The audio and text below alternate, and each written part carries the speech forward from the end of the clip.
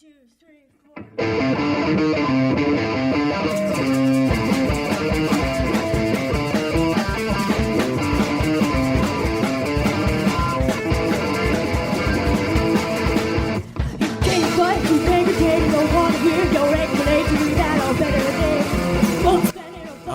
right, now we're in. Yes. I had to stop.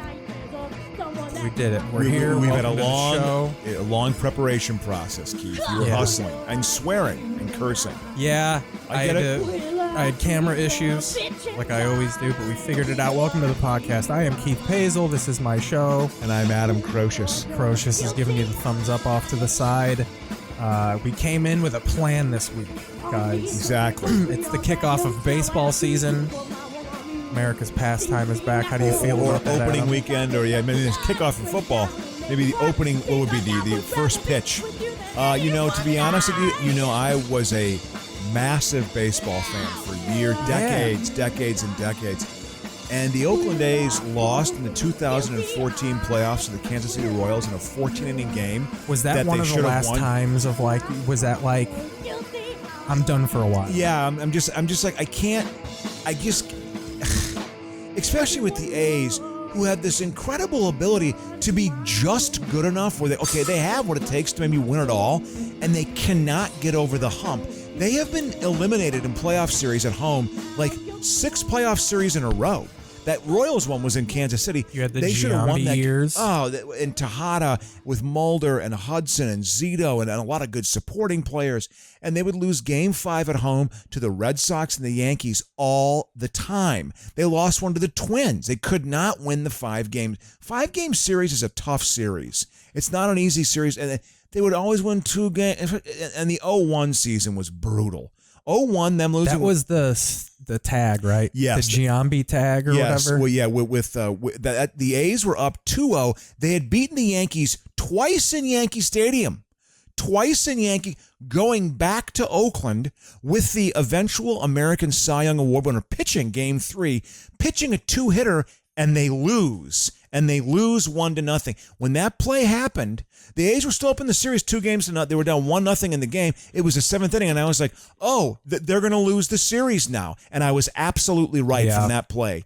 See, I think I was lucky in that sense of there wasn't too much playoff baseball in my life. Well, exactly.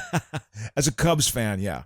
So I got to when they went, in 98 when they went to the playoffs, I knew they weren't going to do anything. Them beating the Giants in that wild card game. That was your World Series. That was the World Series. Yeah, I was smart.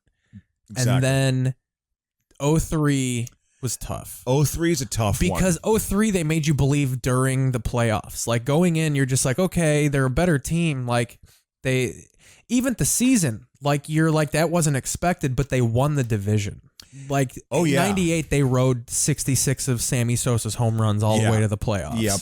And random fuckers had good years in 98. Mickey Morandini. I remember him. He was in 93. Blauser. Yeah. That has to happen for a team. Brown. Yeah, a team has to have Glenn Allen Hill hit a home run under the roof, across from the fucking thing. Just everything happened that year. Yeah. Brant Brown hit 3 home runs against the Phillies. Yeah. You had Kerry Wood 20 strikeouts against the fucking Spos or the Astros. The Astros, exactly. It was his rookie year, and then it was the 03 season, though, you're right. I remember there being a palpable buzz in the air, living in the city. Well, because it was when they got picked against the Marlins in the NLCS, they had swept the Marlins in the regular season that year. I think they were 7-0 against them. Yeah. So everybody was they're going to walk all over them. No, didn't they beat the Braves? They beat the Braves, but then they got the got the Marlins. Next. And they dominated them. Okay. And see, that was the thing when they beat the Braves, because everybody was worried about the Giants. The Braves and the Giants were the best teams in the National League. Yeah. I know that because my dad and my uncle got into a almost fist fight over who had a better record, the Giants or the Braves. And I think at that point, neither of them were right. I think a random team was still hot. Because I remember my dad coming down hot, and I was like, neither of you are right. That's hilarious. Oh, no, because my uncle said someone else. I think my uncle was saying my dad was saying the Braves. And then I remember he came down and I was like, you're both wrong. The Giants have the best record in baseball. Yeah, that's hilarious. Yeah, because with playoff baseball, your experiences. Yeah, so 03. Yeah. And then the Giants, the Marlins knocked off the Giants. That was, I think, fucking in 03. That was no. It was the league championship series because the Cubs had beaten the Braves in 03 and then played the Marlins. No, but I'm saying how the Marlins got there. Oh, yeah. Exactly. Because everybody thought it was going to be the Braves and the Giants. Yep. Like those are the National League is going through those two teams. And then it ended up being the opposite two teams. And it was the kind of famous play where Pudge, like, I don't know who it was. I don't know, JT Snow or something, tried to run him over. Him out from center, yeah. It was going to run him over, and he held, and Pudge got absolutely pile drived, but he held onto the ball, and he held the ball up in the air. And that Marlins team was good, though. They had a lot of good players. That was Jack McKeon. Yep. Jack McKeon's old ass. Who was the first Oakland A's manager that I remember. Really? He managed the 1978 Oakland A's, who were a whopping 64-98. My experience with the Oakland A's in 77, when I achieved sports consciousness, they averaged 104 losses a season for 3 straight years. So, Jesus. Because basically, see, the Cubs didn't do that to me. At least. Oh, but and to be that's what I try and tell people, because everybody thinks the Cubs were like hot garbage. They were. Here's what the Cubs would do. They would start out to where you would be like, huh, there's something here, maybe. Look at that. They're like 8 games over 500. Yeah.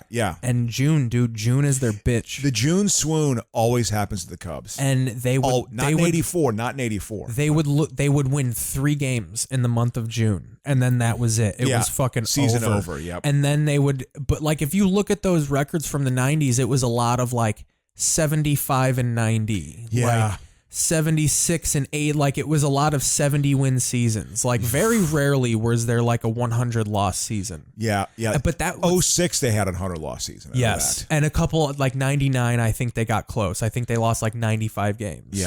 Yep. But Sosa hit like 50 bajillion. I think he hit more. What was Sosa's last year for the Cubs again? 03. That was his Might last have been year? 04. It might have been 04 or 05. God, it's been that long since he played? Yeah. Again, for those of you listening, we have a Chicago root here, even though we are in Los Angeles. It was the Derek Lee Chicago years. roots. Yeah. I can't believe they did. He actually was gone at that point? Yeah. I thought he was there. No, because I remember in 04 going to an A's Cubs game. Back. Yeah. 04 he was in the team. I think he played until like 06 or 07, I think.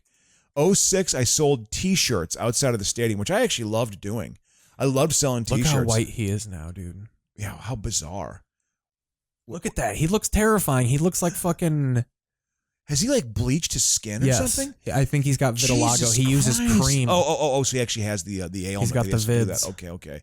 That's supposedly what Michael Jackson had. No, that is exactly what he had. Yeah, exactly. So when did he play again? From when to when? When did he? 92 to 04. With the Cubs? Yeah. Did he play for anyone after 04? Played for the Orioles in 05 and the Rangers in 07. He came back in 07 and played. Yeah, I remember. Everybody's talking now that the Cubs should let him back. That they should find it because they've had a bad relationship. He left unceremoniously. They pulled him from a game and he left the stadium. And I literally think there's been no contact. Wow, like total bad blood. Yeah, and what's funny about that is he played his boombox super loud. Everybody hated his boombox because he would play like Dominican fucking exactly. And then I guess he hightailed it and left his boombox, and the players went to town on it with their bats and just beat it up. Yeah, he must have not been liked. I guess he was not a good teammate. I mean, if you carry a franchise for fucking 5 years, you hit 78,000 home runs. So again, people, this is a baseball themed podcast because the season started. I watched a little bit of the game. Season started Thursday. The whole cardboard cutout thing is a very peculiar, odd choice to me. Baseball sometimes gets it wrong. So here we go. They make some weird decisions. Everything from the All-Star game deciding who gets home field advantage in the World Series, which is preposterous, to anyway, but go ahead. What are we going to do? So in May of 2004, Sosa suffered an odd injury. I forgot about this. While sitting next to his locker, chatting with reporters before a game in San Diego's Petco Park, he sneezed very violently, causing severe back pain. He was diagnosed with back spasms and placed on the disabled list. Later, he fell into one of the worst slumps of his career, only snapping out of it the last week of the season. He was greatly depressed when the officials told him he couldn't play. He finished with 35 homers, far below the numbers for his best years. In his final 10 years for the Cubs, he clubbed 479 home runs, the most in history over a 10-year span. The final straw for the Cubs was an incident in 2004. Sosa requested to sit out the last game of the season, which was at home against the Atlanta Braves, and he left Wrigley Field early in the game. It was his last time in a Cubs uniform. Wow. Yeah. No, I remember him being traded from the White Sox, and for it was George one of those Bell, times. But when the Cubs got rid of him, it was just kind of like, okay, we're done with you. Like, we all knew, like, he's past his prime. I feel like Chicago sports franchises have a bit of a checkered history sometimes with their stud players. I feel like, Scottie Pippen obviously had a completely strained relationship with Jerry Krause and Reinsdorf. The way that what's his face, the way that Papa Bear Hallis treated Budkiss. Budkiss had real animosity towards the Bears. Really? I don't think they spoke for several years. You want to know? I think the team. As you know, Hallis was a notorious tightwad. Again, Dick had the famous quote: "He throws on nickels like manhole covers," which I probably said on this podcast before.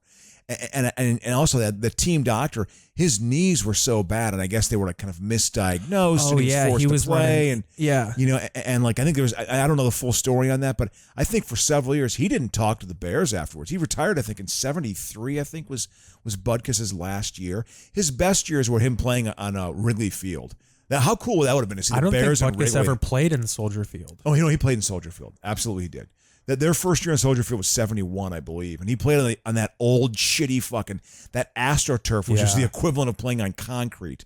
When I was looking at all these highlights of I've been watching like a lot of old Viking games because being bored and stuff, like Viking playoff games from like '87. They played the Saints in '87 when they had their run where they could have won the Super Bowl that year. And you look at the AstroTurf. I did that, and I also watched. It's literally carpet. It is, when they highlight their feet and stuff, there's no give at all. It's just like you see the lines in it. Yeah, and it's like they would be vacuuming it. I remember I saw a video of they would have vacuums out there cleaning it up. Yeah, I mean it was the fake turf technology is superior. I love how they thought that was what it was going to be. Like you were just going to play on fucking. Those are the stadiums carpet. that like. Playing on grass was an exception in baseball when I was a kid. Your guys' garbage. It was an exception. Your guys' garbage fucking stadium ruined Rex Grossman's career. There's literally one AstroTurf stadium now. It's a Blue Jays. That's it. It doesn't have AstroTurf anymore. Oh, it's that fake grass that like the Patriots have at their stadium. Yeah, exactly. And they have a dirt infield now, so really none of them do. God, and when I grew up, Keith, when we watch these highlights of This Week in Baseball from 1977, we're gonna pop it on. The Reds, the Pirates, the Giants. It's the last day in the life of a baseball season. This is 87. The sun rises on the 162nd game of the season as players and fans set the final pieces in place for one last stroll. He sounds a little on his last leg. He's old. Mel. Yeah. A fabulous finish in Detroit. Yeah. The Tigers sweep the season-ending series. Yeah, the Blue Jays choked the Blue Jays. The Blue Jays lost their last 8 games of the season that year, and the Tigers. This season pissed me off. Reggie, that's in Whiteside. That's in that's why Chicago. My brother was at that game. This is one of the only eras where I've seen Reggie Jackson in an A's uniform and it doesn't look like the 50s. Well, yeah, exactly. Because he played in '87 his last year. Because they brought him back because they had Canseco and McGuire, and they wanted like a stud old player to kind of tutor them. I saw him play that year in '86. I saw him hit just a bomb home run. He still hit it was a 20 rows deep in center field in '87 when he was 41 years old. He hit 20 rows deep in center field against the Brewers. I went down there with friends of mine from high school. We watched 3 games, and the A's lost all of them. Jesus. They lost every single game. And I mean like 14-2. The Kansas City style. Weren't they always focused in one ballpark? Wasn't the show always like they would film it in one stadium? That's how it was in the 90s. Like it was because they had a host. Interesting. Because when my era, Mal Allen was gone. I think he probably died. So it was like one guy and a lady, and they would be like at the stadium, like "Welcome to This Week in Baseball," and then it's outside of Comiskey. And then they would throw to other segments. Yeah. Well, no. This was like they'd pop around to different stadiums. Every stadium probably had a camera crew, and then they edited it. Look together. At that late '80s. Like there we go. 3 pennant races clinched, 1 still pending. Last day, you're gonna miss me. What's going on? How are you? I did.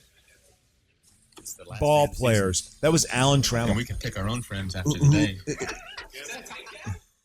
Look at those old Giant uniforms. Yeah. Well, that was Will Clark. Jesus Christ, that guy looks like fucking Dan Aykroyd. Oh, yeah, there's Eric Davis. Twins. The Twins won the World Those Series as good, an bad 85 and Twins. 70. I hated them. I hated The God, good, bad Twins. I hated that team. God. They're always the good, bad Twins. Like that's why they'll win 147 games in the season and then they'll get swept by the Yankees. Charlie Finley. Yeah, well, he had sold the team See before what this this time. slave owner has to say. Why don't you go out swinging today? I said, by golly, he says, I just may do that. They're born with big muscles. Did you know Finley was a notorious. He owned the A's when they were in Kansas City. He was an insurance guy. Ray Knight. He still played. Married to Nancy Lopez. They when they won their 3 World Series in the 70s, he was their owner. Notorious tightwad. Notorious cheap. I mean, totally cheap owner. Insurance guy from Chicago. That's where he made his money in Chicago. Mike Murphy. He's an equipment manager. I have no memory of him. Uniforms and jackets, but this time it's all different because we're going to Last game of the season. Right after the ball game. Yeah, because they played the Cardinals for the league championship series, or the Ernie Harwell. Look at that fucking. He's got a hipster hat on. Yeah. Yeah, we were talking about that, texting about the female hipsters. They like wearing those when they jill off. They wear that hat. You know? I took this off abroad. You know. Look at those high-waisted pants. Everybody was such dorks back then. Yeah. Why do you think? Look at the way I dress. You know. Man, look at all those people not 6 feet apart. I know. There's red. Yeah, this is them. God, Finley, because Finley lived in northwestern Indiana. He would live in northwest Indiana. He probably was a neighbor of yours. Charlie Finley was. Who the fuck knows? But he because he went to the last game. The A's played the White Sox in the last game of the season that year in the old Comiskey. Old Comiskey was a great old stadium. It was such a dump. Dude, the umps looked like professional pie contest contestants. That's a hilarious line. Absolutely. Here you go. Get your arms. It's a cherry pie. Now lemon meringue. Come on. Like that scene in Stand By Me or what it was, you know. They looked like giant fat ass. They looked like giant infants that you would like put in suits to laugh at. You see that's old Comiskey. Reggie was still I pretty loved good old shape. Comiskey. Old Comiskey was better than Wrigley Field. I actually would make that argument that I actually liked it from a character point of view. I mean, it smelled like piss. The upper deck there It smelled like urinal cakes, dude. If you look at, there's a great book I remember I saw at a bookstore in Chicago once that I didn't buy. It was called the Chicago Hitmen. The 1977 White Sox had a very good offensive team. Were those the Tommy Bahama short socks? Yes, there was that, and they had like Richie Zisk and Oscar Gamble were players on the team. Wasn't Belton Bill Melton on the team too? He had just retired actually. But they had a lot of good home run. I mean, Eric Soderholm. Dude, look at that was back then when behind the wall of the stadium there was nothing. Oh yeah. Now they attach so much shit to it. Like that's a bygone era when it was a green wall and then beyond it was the sidewalk. Oh yeah, absolutely. The marketing and you could tell Kansas City was actually the first of the true modern stadiums. They designed. It's still a nice stadium. New Comiskey was based on Kauffman Stadium. Yeah, which was. See, they got it wrong because they should have waited 2 more years and based it on the Camden Yards. Camden Yards, but they didn't.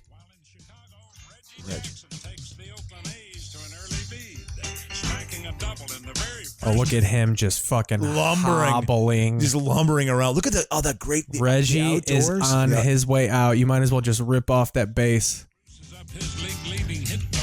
Oh, is this Kevin Seitzer? Yeah, the Twins won like 28 games on the road that year and won like 55 at home. It was like they had such a distorted home field advantage. Also, I wonder if because bums me out. I wonder if because their home stadium was AstroTurf and so many other stadiums were AstroTurf that they just knew how to play differently than everybody. It was the volume of that stadium. People could not hear in that stadium, and also the color of the roof was the same color as the baseball. So guys lost baseballs all the time, like fly balls all the time I saw so many games in the 80s. That was the closest stadium to me. There's a close professional baseball team. I saw the A's play in there like in 84 and in 80s. The story I told last week about Good Lies. We had a Good Lie story about me saying my mom was in the car. Right? This was 87. Look at Gordon Lakey, a Blue Jays scout. Yeah. Good at his job, too. What is this, 87? By 93, they had 2 titles. Oh, well, yeah. The Blue Jays turned the corner in 85 when they won the division in 85 because they came in the same time as the They had Molitor, right? No, not in 85. They had Tony Fernandez and like their pitcher Dave Steeb. That's George Bell. He was the MVP that year in the American League. National League MVP in 87. Who was the National League MVP? Do you know, Keith? You should know. In 87, the National Hawk. League. Yes. There you go. Oh, Tim Wallach. I tell you what. Look at that AstroTurf from Montreal. You want me to go back? Yeah, go back to that one if you can. Arthur Schulz. Yeah, this is Love the a good Blue powder Jays. blue uniform. The Blue Jays were like 5 games ahead with 7 games left in the season and fucking lost. The Hawk was back in Montreal. Was that Pascual Perez pitching? Look at that shit. That's like green concrete. Yeah. NOS champions. You know, I was an Expos fan back then. They always had a good... The Blue Jays kind of modeled, I think, their minor league system after the Expos. They went to the Dominican Republic before a lot of other teams went. So they had a lot of Latin players from the Caribbean, a lot of Caribbean players. Damaso Garcia was an old Blue Jay. Duffy Jennings. But obviously George Bell, I think George Bell is... See what Duffy sounds he like. might be from the DR. I don't know. I should know that. Those people needs a name tag and a place to sit and a place to stay and something to eat. Normally this time of year we'd be sitting here. This is like the time. This is when so late in the season, there's no storyline, so every employee gets to just describe what their job is. This is what I did at the ballpark. You know, I touched the hats with my hand that I just wiped my ass with. You know, look at that old computer. There we go. It's a font. You couldn't change it. I remember spell check Look first at that happening. San Francisco Stadium. Candlestick. Look at the stick. And we have to get them transported from here to St. Louis and passed out in time for game 1. I'm the director of public relations for the Giants. What if that'd be hilarious if it was just... show me your stick. No, but I'm sorry. There's sports has the gayest innuendo. Good wood. Yeah. Baseball. Just tight end. Even in football. Oh, he really slipped through the slot on that one. Greg, I've never heard that expression once. Greg Cadaret. Greg Cadaret was a bum. He was part of the trade for Ricky Henderson in '89 when they traded Eric Plunk, Luis Polonia, and Greg Cadaret were traded to the Yankees for Ricky Henderson. And this is Ryan still pitching. Still pitching and pitching well. Dude, I just watched a Nolan Ryan opening day pitch from 07. He didn't play in 07. He ain't. No, you're goddamn right he didn't. He threw an opening day pitch, like a ceremonial first pitch. How did he look? Oh, it was bad. Really? It might have even been from a few years ago. He ain't got it anymore. He missed the catcher. Because you have to understand. He was the last remaining 69 net. He played until Met. He played until 93, dude. Dude, you know what we'll have to pull up? The first 24 years of my life, he was a professional pitcher. You know what we'll have to pull up on this episode? There's an episode, or there's a commercial with Nolan Ryan, and he's like in his 60s, and he's hurling fucking baseballs. It's either a Advil. Yeah. And then someone's catching him, and then at the end of the commercial, they take the mask off, and it's his fucking wife catching his heat, dude. What a bizarre idea. You know something? Get your wife involved. That'll be kind of fun. What if she did catch him? Toots will get out there. Who the fuck is this? He's left hand. That's Frank Tanana, if I'm not mistaken. Yeah. The Tigers had a good little run. Darrell Evans was still there. You gotta love a team that just is consistent with those uniforms. Those Padre uniforms are fucking phenomenal. Look at young Tony Gwynn, dude. Yeah, Gwynn, exactly. He's got like a Jerry. He looks like Michael Cage. Fresh wad of tobacco in his mouth. Not waiting for the cancer. The foreshadow. Kirby Puckett pre beating any woman he's ever been with. Do you know how much Kirby Puckett? I guess Kirby Puckett, when he died, fell from grace hard, dude. One of the biggest pieces of shit that ever fucking lived. I guess he weighed close to 400 pounds. Hell yeah, dude. Died. And he was blind, wasn't he? Isn't that why he had to retire? He retired because he went blind in one eye. He was going to have 3,000 hits and all How that long? sort of But stuff. see, when I was a kid, I thought it was like a career cut short. But he had, His career was cut. He only had 2,300 hits. 2,300 hits. He but played that's what I'm saying though. It's not like he had only been playing for 4 years. Oh no. He was a veteran. He's still in the Hall of Fame. But Yeah. it's he was destined to have 3,000 hits, and it just didn't happen. Look at that guy catching a foul. God, when I got my first baseball, it was Cardinals had 3 million fans that year. Attendance started to get better in the 80s. The Cubs do that all the time. You know, the Cubs. That's why people hate the Cubs. Jack Clark. He's a notorious asshole. I remember as a young Cub fan, that was always the slight on me of like, your team sucks and you guys still go to the games. What? Because you want to know why? Because the Okay. stadium's fun, actually, and kind of cool. Also, why is that a slight? Like, Yeah, I why know. is cheering for your team when they're bad? Like, oh, well, you fucking, you. Do you not think I know? I know. That's also those Cardinal fans. There's a certain righteousness in them. Also, a bit on the racist side, I believe. You know, It's fucking like a church down there. Yeah, absolutely. You know, I guess one of the cool things they do there Big now Christian group, those Cardinal fans. Oh, I'm sure. I guess one of the things they do now too is they stand for the anthem. You can like sit down. You can sit down and bring a picnic basket into the outfield there, and actually just bring in all of your own food, and like it's cool. At Dodger Stadium, you could do that. Which I mean, that's a good thing. Except for with Crocious, you can't bring your own. You can't bring your own gin when you try to hide a $9 bottle of gin in your crotch. Denied entry to Dodger Stadium because you could have. Do you think you could have put it somewhere where it wouldn't have been found? Well, I just shouldn't have waited. I did it like 50 feet away from I should have done it like out in the parking lot and then walked up, and then they just came over because they have cameras and stuff. They caught they saw you doing it. Yeah, they saw me doing it. So, but you know what? You know what your beer is there? You know what your beer is there? Like $9. It's $17 fucking dollars. It's $17. Are you kidding me? I think when we went, I bought 2 Dodger dogs. Willie Wilson. 2 Dodger dogs, 2 pops, and maybe chips, and I think it was like close to $40. Yeah, I believe that. It's really baseball used to be kind of the working man sport. Look at that old fucking Is that Matt Williams? Is it? Is that Bob Brenly? Oh, it's Bob Brenly. Yeah. Is that young Matt Vasgersian doing the commentary? I don't know. Let's listen. Yeah, what did I say? Frank Tanana. Frank Tanana's a good story. Used to be a fireballer, blew his elbow. Totally changed his style of pitching. He used to be able to, like, he and Ryan, when I first was aware of baseball, he and Ryan were strikeout kings. That's my favorite, is the white guy extra like push off jump because they can't jump. They shoot up in the air. Oh, that's in the. Not your customary season-ending. This was the end of the Tigers' run, right? Yeah, this was with Sparky Anderson. This is the last time they were actually a competitive good team. Old Tiger Stadium was dope too. I went there. I think I told you the story. I was an Old Tiger. Here we go. Okay. Quiz. 83 steals in 1979, Willie Wilson of Kansas City became the American League stolen base champion, an achievement that for the next 7 years belonged to Ricky Henderson. But that streak finally ended this year when the Mariners' Harold Reynolds stole his 60th base on the last day of the season, squeezing out none other than Willie Wilson to win the title.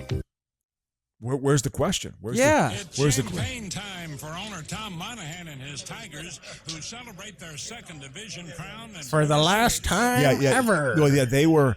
They still had Jack Morris. They still had a good player. They had Alan Trammell is a very good baseman. When did fucking Anderson Cecil leave? Was Cecil fucking... Felder didn't come until like the 90s. Oh, really? He didn't come until like 90. I thought Fielder was on the 84 team. No, not at all. It was Lou Whitaker. It was Alan Trammell. It was Tom Brookings. It was Darrell Evans. It was Lance Parrish. There's Jack Morris. Didn't he go to the Twins? Yes, he played in the 91 World Series. Oh, yeah, complete games, dual complete games. But he's from St. Paul. He's from Minnesota. Oh, so he's a Republican. Well, God. Who was in the John Birch Society? Eric Shaw, right? Eric Shaw was, absolutely. And I think a few other players, too. Look how fat that cigar is. Yeah. That's a fucking Bill Clinton up in Monica Lewinsky's snatcher. There we go. Cigarro y pescado. But yeah, with the Andy Van. By the way, he would have been canceled. Went to the Braves and fucking ran out the last one, right? Well, I mean, he was a very good player for them. They had a lot of, but Van Slyke, he would have been canceled in today's because he had a quote like in the early nights, like, "I just don't like gay people." He was just like totally quoted Sid directly. Thrift. Yeah. Wow. Yep. What a not good name for someone who buys players to have. There's the Carney last name Lansford, Tony Thrift. Phillips. There we go. Reggie's last game in Chicago. You know, Reggie was a star. Numbers for a not so modest man who reflects on Reggie as only Reggie can. That's what he has to say. Look how bald he was. Career to a farmer. It looks like Ed Towns. You planted a beautiful crop. Got up every day at 4 in the morning and you went to bed every night at dusk. It rained when you wanted, sunshine when you wanted to. And when you loaded up your truck and went to market, prices were at an all-time high. On the way home with an empty truck and a pocket full of money, you'd be smiling. I'm taking respect. What the fuck is he talking about? He was deemed like this incredibly cocky player at the time. I mean, Didn't he have like an anger issue? Actually, he was kind of portrayed that way, but not really. I mean, he looks like a huge dork. Well, he has stepdad glasses. They're tinted. Well, it's also, his name was Reginald Martinez Jackson. Are you African American? Are you Latin? Are you British? What are you exactly? You know, so I think he was confused. But he was, I mean, like when he played for his pinnacle time of drama was the late 70s Yankees. It's a famous thing. Did he ever get hit in the face with the glasses? No, I don't think so. But Billy Martin and him got into, Walt Weiss was there. Walt Weiss was He looks like Lucas. you know, but Reggie Jackson was an I mean, he was great. He truly was great. But if you look at those, like the Monday Night Baseball highlight of him and Billy Martin in '77, Martin just did not like Reggie Jackson. He just didn't like him. Wasn't his guy. Look at young Clemens. Yep. Totally fucking Thin Clemens. gassing on that juice, dude. Well, he hadn't juiced it up yet. Dude. He's one of those guys where I was like, I think he was doing it from the fucking jump. You know, honestly, the A's, the late '80s A's, were the first team to really sort of start doing that with McGuire and Canseco. Weren't they hitting each other's bums in the bathroom? I think so. I think literally, I gotta shoot you in your ass, buddy, and we're doing it. Just You know, fucking popping each other. You know, oh man, yeah. I had an A's. The A's were 500 that year, and honestly, Keith, that was like it was LaRussa's first year being a full-time manager, full-year manager. It was like they're starting to become a better team. They're starting to be better. For being such macho guys, there really isn't anything gayer than having your boy come in and like give you a shot. Yeah. Hey, Marky, can you come in here and squeeze my cheek? Yeah, oh man. Don't have Jose do it. He blows on your butthole after he's done. Once again, it wouldn't be an episode of our podcast without Keith Pazel getting exy. There we go. Where is is that Comiskey? Probably. No. I mean, it was. This is a flashback. This will be good. Old Spice. Lasting protection of Old Spice. Old Spice. The tumult and the shouting have died. The last cheers have been stilled, and the players and fans are gone for the winter. The end of the baseball season is at hand. That used to bum me out when I was a kid. It used to bum me out when baseball was over. Old tired trunk is a perfect analogy for the game of baseball. Packing up your truck. Blacks are not in management. They lack the fundamentals. Now the seats are all empty. But at least it's a white-dominated sport. Yeah, look at that Sox, man. The stadium's in a rough neighborhood. So no one wants to park their car. I wouldn't drive through that neighborhood. Man, I remember going to baseball. In a tank. Don't go across the Dan Ryan. You'll see the Robert Taylor homes. Cub fans are all gay. Many highlights and many sad defeats. But then there's It looks like fucking Ray Romano's dad. I can remember watching a game at Comiskey with the new stadium, and I'd sit in the outfield. I go by myself sometimes. Is that Bryan Adams, by the way? I think it might have been. Or Richard Marks. It might have been Richard Marks, actually. You know, who's doing that one. Chicago native Richard Marks. Oh, who's that? Frank Tanana. Oh, there we go. Let's hear the music.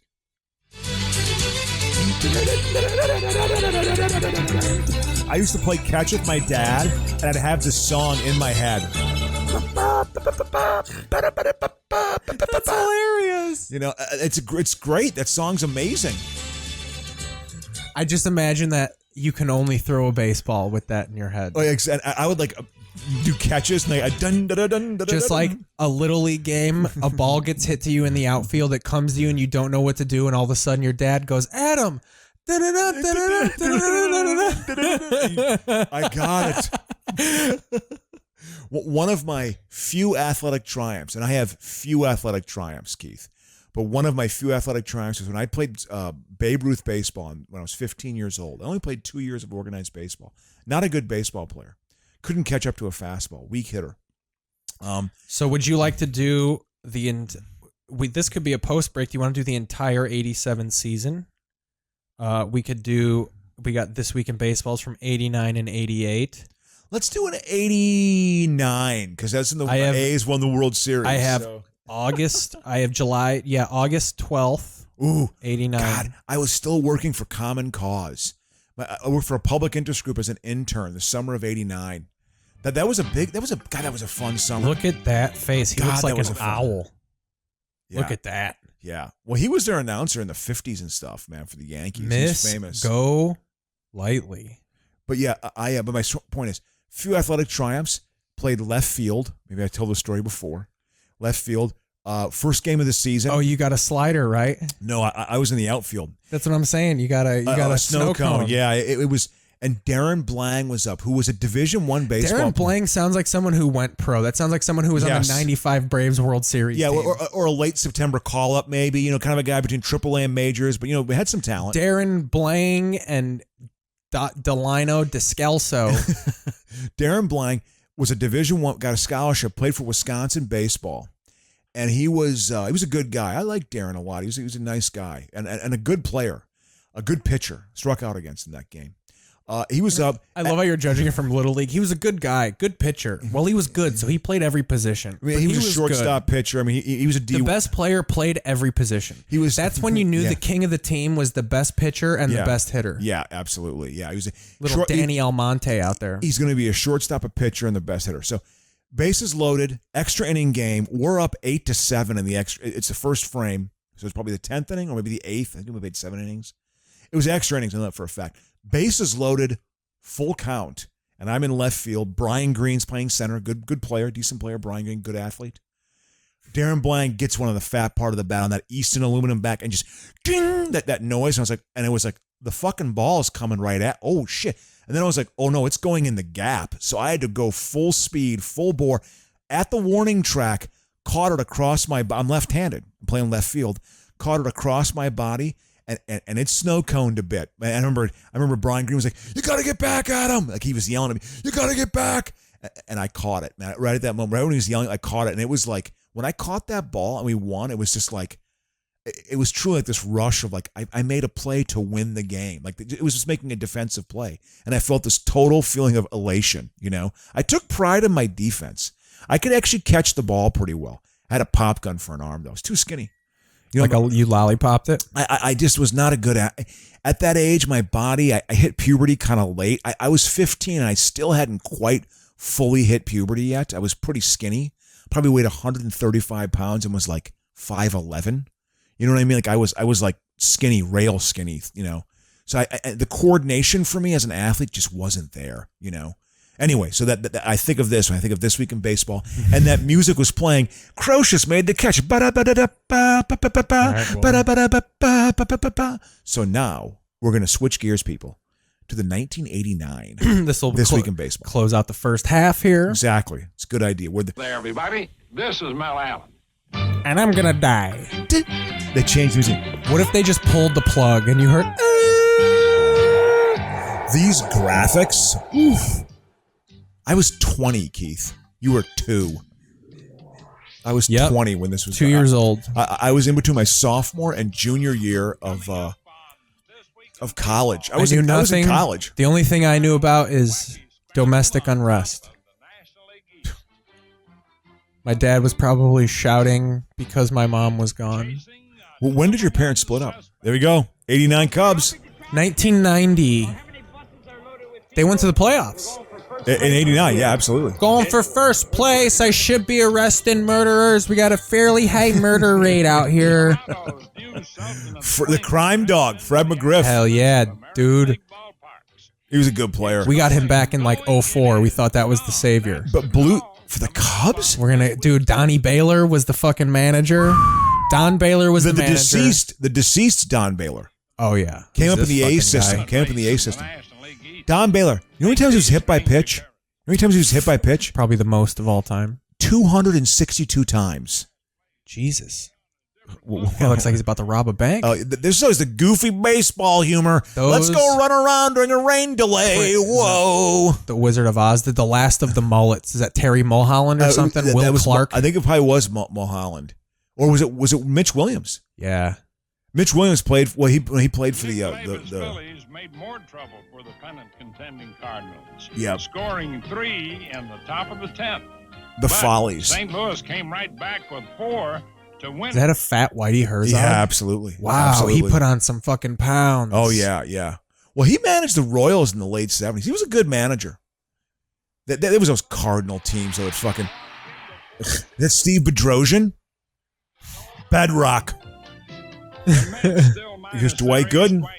Oh, look at that cracked schmutz on his face, dude. Oh, like around his mouth. He's and got stuff? cocaine mouth. Yeah. Think about those teams in the late 80s, man. Dude, they were on so much speed. That 86 team, like, those guys were crazy. Like, I mean, they were, you think of like crazy, basketball players and football players. Baseball players were nuts back then, man. I mean, you're on the road half the year. You're all drunks, Studying for his fucking... Oh, is that Charlie Hayes? No, who is that?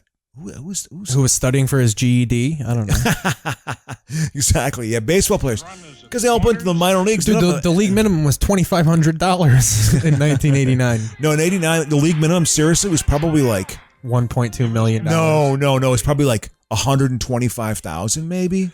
See, the issue with baseball is it's a lot like wrestling. They make you pay for your own shit. So like, it's $100,000 a year, which sounds nice, but then you're flying all over the country. Well, no, I mean they cover that, man. They cover that. I mean, but even for AAA, like AAA, I mean those guys don't get paid. They don't get paid. Like shit. David Price was the top-rated pitcher in AAA, and he was living out of his car.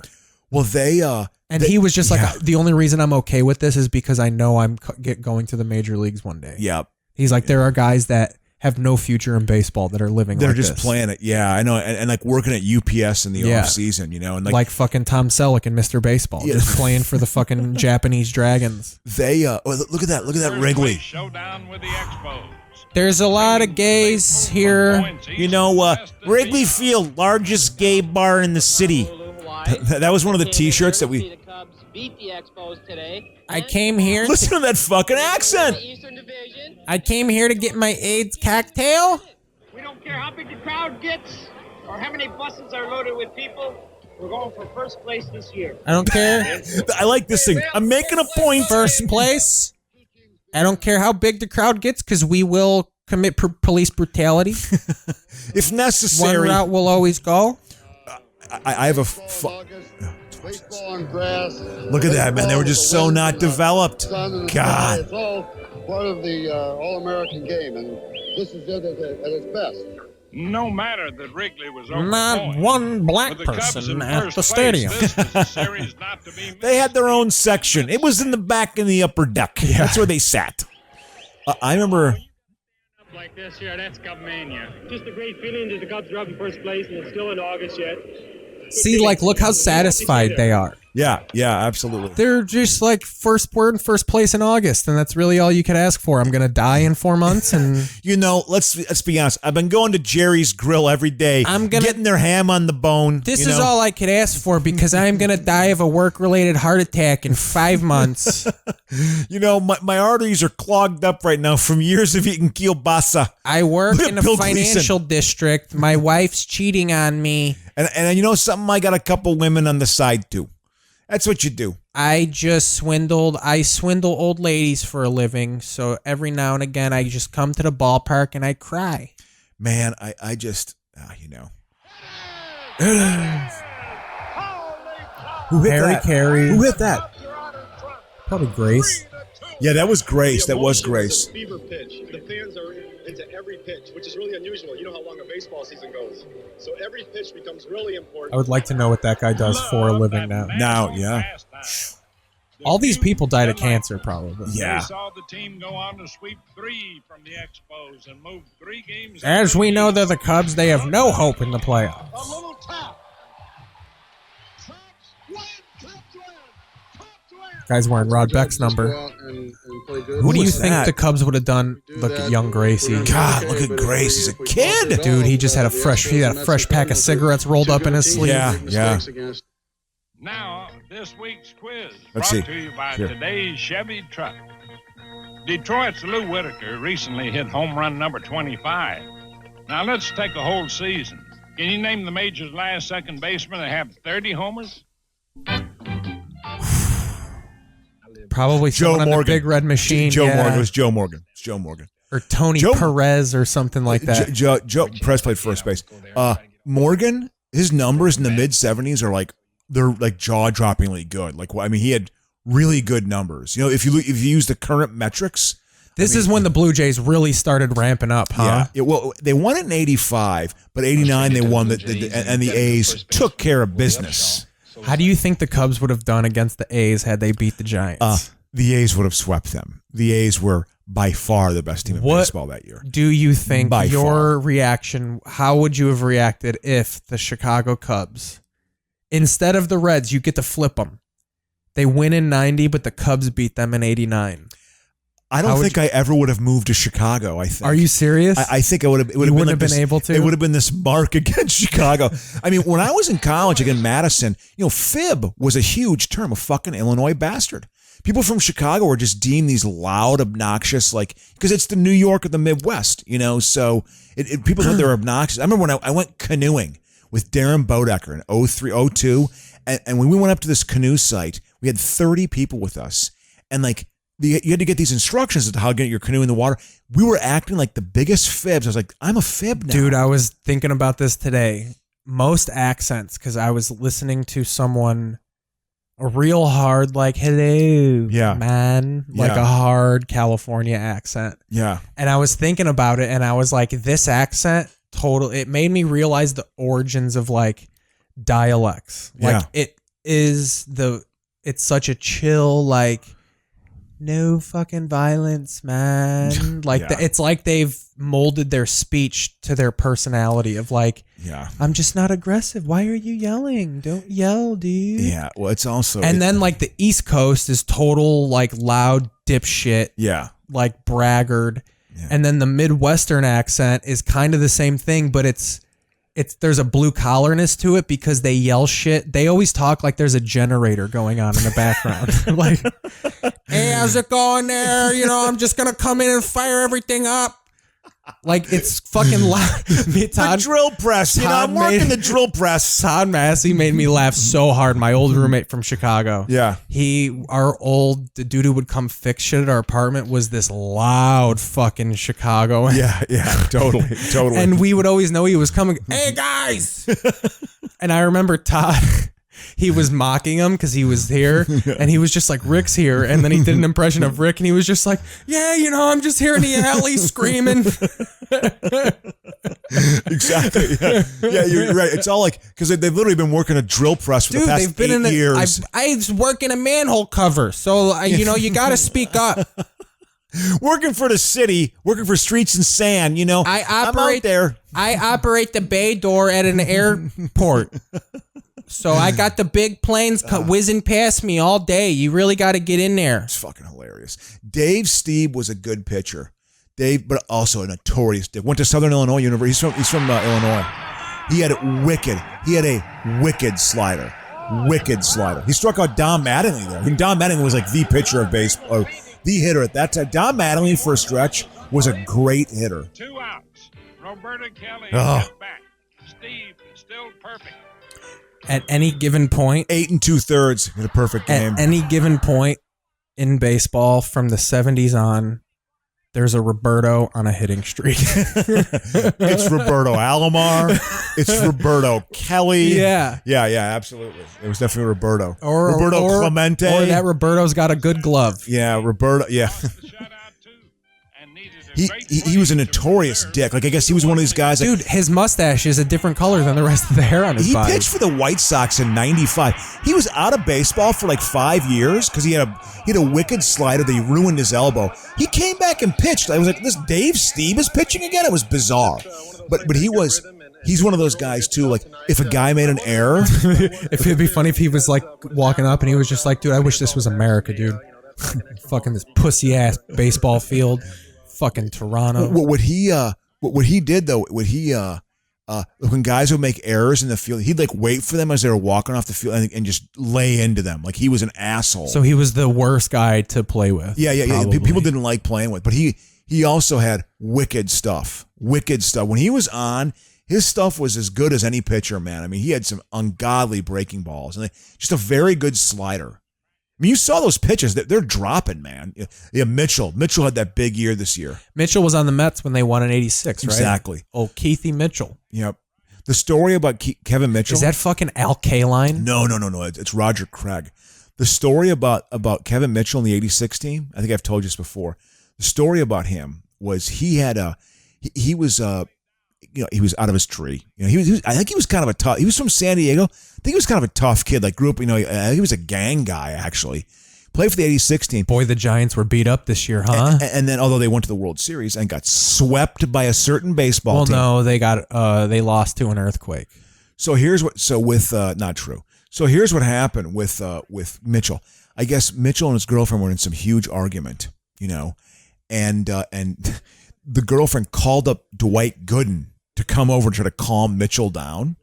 And I guess Mitchell was walking around he had a big knife. He was wielding this knife, and he was really pissed off. And like, I guess Gooden and his girlfriend were like sitting on a couch, and they had a cat. And the cat walked by. Mitchell grabbed the cat and fucking cut the head off of the cat. Holy shit! Like, he was just like really pissed off at his girlfriend. I guess he bounced around a lot in the league because at least he didn't hit her. He played for the A's at the end of his career. He had a famous catch this year. Post decapitation. Oh yeah. I mean that was in '86. It was early in his career. And Michael Vick went to jail.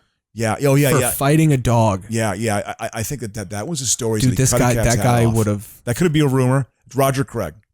I think he's still. I think he may still be alive. Kaline. Let's see if you're right. Quiz brought to you by today's Chevy. It is Joe Morgan. I could be wrong. Bobby Grich is the Bobby last Grich. baseman to have 30 homers. God, I should have known that. He hit an even 30. Yeah, those Angel uniforms are fucking serious. They went to they won the division that year. Or as I call them, Bobby Bitch. I did not like Bobby Grich. Did he do something to the A's? Well, he just. Yeah, they were. Everyone was better than the A's. So was like shitty A's. Yeah, there was 70. Right? The A's were 54 and 108 and 79. I'm 10 years old. I mean, you understand. I was so. What year was that? 79. I was 10 years old. How good? What was Peyton doing to the Vikings at that point? Well, I'm sure he was running for 150 yards and 2 touchdowns. If you look up his stats, he ran for 1,900 yards against the Vikings alone. Is that a fact? That is the truth. I mean, because the Vikings were the best team in the division, so it was like they knew, like, Walter, you're getting the ball. He dominated them. Makes me laugh. He dominated them every fucking game. I was like, God, you got to face this guy again, and now you got to deal with Mitch, man. I mean, it's exactly. But I mean, it was because the Vikings. Now you got to deal with Khalil Mack. The Vikings were the best team in the division then, so Peyton had to get up for that game. I read that Khalil Mack is playing pissed off this year because he said and this is kind of. What does that mean? Well, no, because he said he got upset because he's got a really bad temper. No, everybody said he regressed last year, and he was like, "I'll show you guys regressed." Well, it's interesting how they got rid of that guy Floyd. Floyd never really developed. Well, because he was lanky and tall. He should have been a wide receiver. He looked like a tall. It just didn't fit. Yeah, he was like 240 pounds. Yeah, exactly. It wasn't. And you know what I feel like though, because of the Mitch flop, is I think that because that's why he got considered that, because like there's a shorter leash on better players. Yeah, it's but I sure some team must have picked him up. And or said, because they consider now they're like, well, Mitch regressed and Khalil regressed, so that's kind of what baffles me across sports boards. Like, why can't someone just have a bad year? Yeah, this idea that like, well, he didn't play as good this year as he did last year. So what, dude? Like this idea that they can't come back from that. Yeah. Is fucking psychotic. Yeah, and I'm not even talking about with Mitch. I'm saying everybody. Yeah. Why can't they have a bad year? I literally think like it doesn't. I mean, I think the pressure is so much now where it's like. I mean, that's another thing I noticed too. Is like rookies come in now, and there's a higher expectation of you kind of got to be good or at least a decent player. It's like the mentality of you have to make more money every year. Like. You threw for 3,500 yards and 20 touchdowns. Well, now we need 3,825. Yeah, and there has to be a progression. Yeah. That's sort of that metric. And if you look at Mac and Mitch's seasons, they regressed stat wise, but like they both played better years, maybe. The second half of that year, both of them played great. Yeah, that was a good fake, man. You see that move? Yeah. That was actually that was Dale Swain on Ozzie. That was Ozzie Guillen. That's Dale Swain. He was the Cub manager. Yeah, exactly. Oh, there he goes. This is less tattoos. That's such a baseball, like sleight of hand Dude, trick, those away Detroit Tiger uniforms look like Little League uniforms. Yep, they got him again. That was against the White Sox. Yep. They got Look at young Guillen. I'm sure he cursed like a longshoreman. That guy had a potty mouth. Yeah. He had a flat out potty mouth. He was one of those, even though I'm not a Sox fan and I like to take the piss out of him, like, I was jealous that he was their manager. Well, I mean, they had a personality. Look, is that who the fuck is that? Walt Weiss. Yeah, Walt Weiss won. Let's see. He didn't win the Rookie of the Year. No, it was 88 won the Rookie of the Year. Look at that foul territory. Walt Weiss was the quintessential ball player of like the 80s. White, short guy, scrappy, is not going to hit more than 10 home runs. Oh, he would hit 5. Very good defensive. Look how much foul territory. Very good defensive shortstop. He's a very solid player. Well, he's the manager, I think, of the Braves, isn't he? Yeah. Isn't Walt Weiss the manager of the Braves? That's in the A's. 86, Canseco won Rookie of the Year. 87, McGuire won. 88, Weiss won. 89, different Rookie of the Year. Jerome Walton for the Cubs. Rookie of the Year. Yeah, not a... Did Ruben Sierra win Rookie of the Year? He did not win Rookie of the Year. Although he was 19 and he was in the majors. Like in 85, he was in the majors. Wasn't Ruben Sierra the guy that like we'll get rid of? He's the guy we're gonna build around in the 90s. Yeah, well, he was. I mean, he was deemed actually a guy who never quite reached his potential. Dave Porker. Wow, look how big he is. That's a big boy. Yeah, well, if he wouldn't have coked away the middle of his career, he was going to be in the Hall of Fame. I mean, he should have coked away a little bit of that weight. He's in rough shape now. He's got bad Parkinson's, I guess. He was a very good player. I always liked him for the A's. He was a good. Look at that! I was at that game. That means awful lot to me. That was against Cleveland. Was he a junior Bash brother? Like, was he kind of like, I'm also in there. No, I'm as big as you guys too. Dave Parker won the MVP in '77 and '78. He was a great baseball player. Was he that big? Yeah, oh yeah. He was a very good baseball player. He got ran out of Pittsburgh. He was a cokehead, like 81, 82, 83. He was basically out of the sport. Came back in '84 with the Reds and had a great year. Resurrected his career. Had 125 RBIs. Phil Bradley. He hit the first home run under lights in Wrigley. Texas wound up winning, but it wasn't. Look at that old fuck. My earliest baseball memories of that stadium. Texas Stadium, Atlanta Fulton County Stadium, the old version of Angel Stadium, Cleveland's. They all look the fucking same. Yeah, they had that weird generic. Well, that was an era of stadiums being built. Oh, it was just a different. Like, or they were old football fields and they had to build dual shit. Purpose. They were dual purpose. Not Texas. All Texas. Cleveland was like that. Cleveland was. Absolutely. It was so funny seeing Indians games where there's like 57,000 seats and they have like 2,200 people there. Well, I saw the A's play a doubleheader in 1990 when the A's were the draw. They were the draw. And there were like 48,000 fans there, and it felt kind of empty. There were 48,000 people. I saw 4 full-on fights break out in that doubleheader. I mean, full-on like punches landing, guys getting their face slammed on concrete, fights. Yeah. You know? Like that kid that got dropped off the fucking upper deck at Dodger Stadium by the Giants fan. Jesus Christ. Or by the Dodger fan. He Player was of the week. Who was Ricky Henderson's base stealing has really reached new directions. my favorite athlete of all time. White Sox, he passed Ty Cobb His first and jump became off first is quicker than anything in history. Yeah. That's when he stole the base. He's one. It's like when he decided to steal, it was over. You had to pick him off. Yeah. Well, 12 times. Looks as if Ricky may get there yet. Next week, the road to the majors. The traditional minor league route is being challenged more than ever. pie in the face. Ba-da-ba-ba-da-ba. Where's the hot foot? They love the pie in the face gag. Folks, see you next week on This Week in Baseball. The Tigers swing into action against the Texas Rangers. Ooh, let's listen to the ball starting lineup. at 8. And will stretch offense restore the roar to the Lions season this year? Watch Sports Final Edition tomorrow night at 11:30. This is the Now Detroit stay tuned as feed? the Oakland A's take on the California Angels on the NBC Game of the Week. I watched Next, that game. Only on Channel 4. I watched that game. NBC affiliate. So that's the first half of the show, people.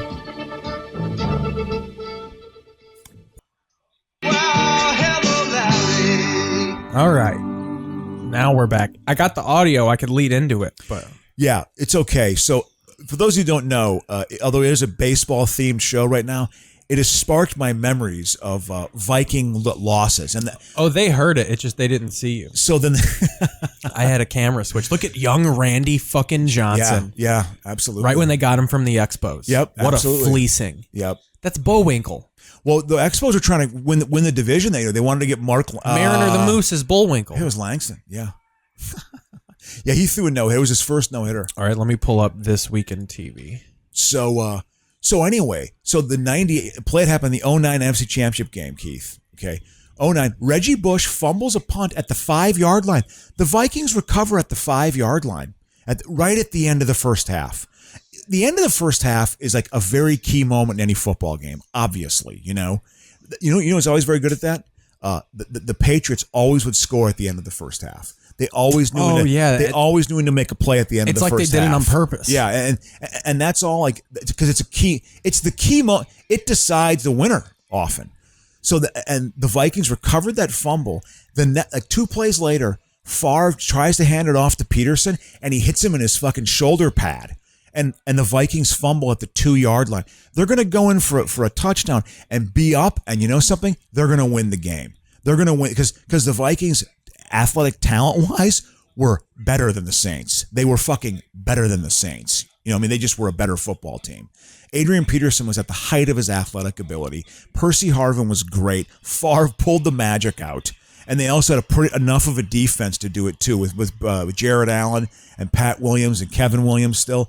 But they lost a linebacker. God, that fucking, oh my God. Anyway, yeah, it just, but that there's key plays at the end of the first half, watching that 98 series. And then what you have to understand too, when Gary Anderson missed that field goal, Keith, when he missed that field goal, I remember watching the drive. They handed the ball off to Robert Smith like 7 times in a row. It was Robert Smith who was going to lead them to the fucking promised land. Robert Smith was a very good running back.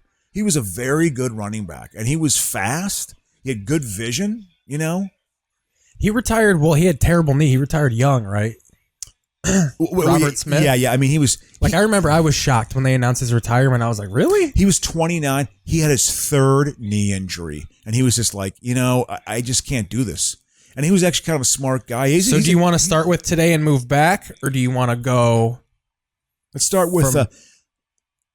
That's a good point. Let's go old school. Okay. Start old school, like 1936. No, I'm saying do you want to do this date because it's everything that happened on July 25th? Do you want to start with today and then go back in the week? No, go back in the week. Like what I'm saying is, do you want me to what happened from Monday on? Because it's every day what happened. Okay. I thought it was just this day, and we go back to this day in TV. And this is listing everything. July 25th. This is everything that happened on July 25th, like everything monumental. Okay. 1987, Sherry Martel beats the Fabulous Moolah for the WWF Women's Championship belt.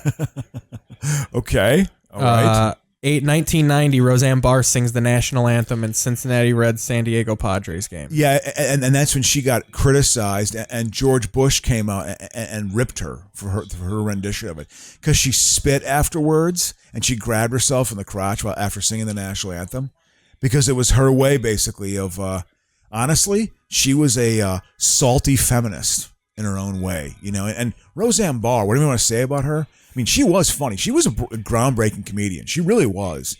But boy, what a fucked up life. Boy, what a fucked up life. We have rough life. 1988, Mindy Duncan. This is just today, by the way. Yeah. Mindy Duncan of Oregon crowned Miss Teen USA. 1997, Autumn Jackson found guilty of trying to extort $40 million from Bill Cosby, which probably was rape. Oh, really? What year was that? That was 97. Oh, so obviously she was that was they were trying to get the story out at that time. It hadn't come out yet. Wow, that's interesting. That's interesting.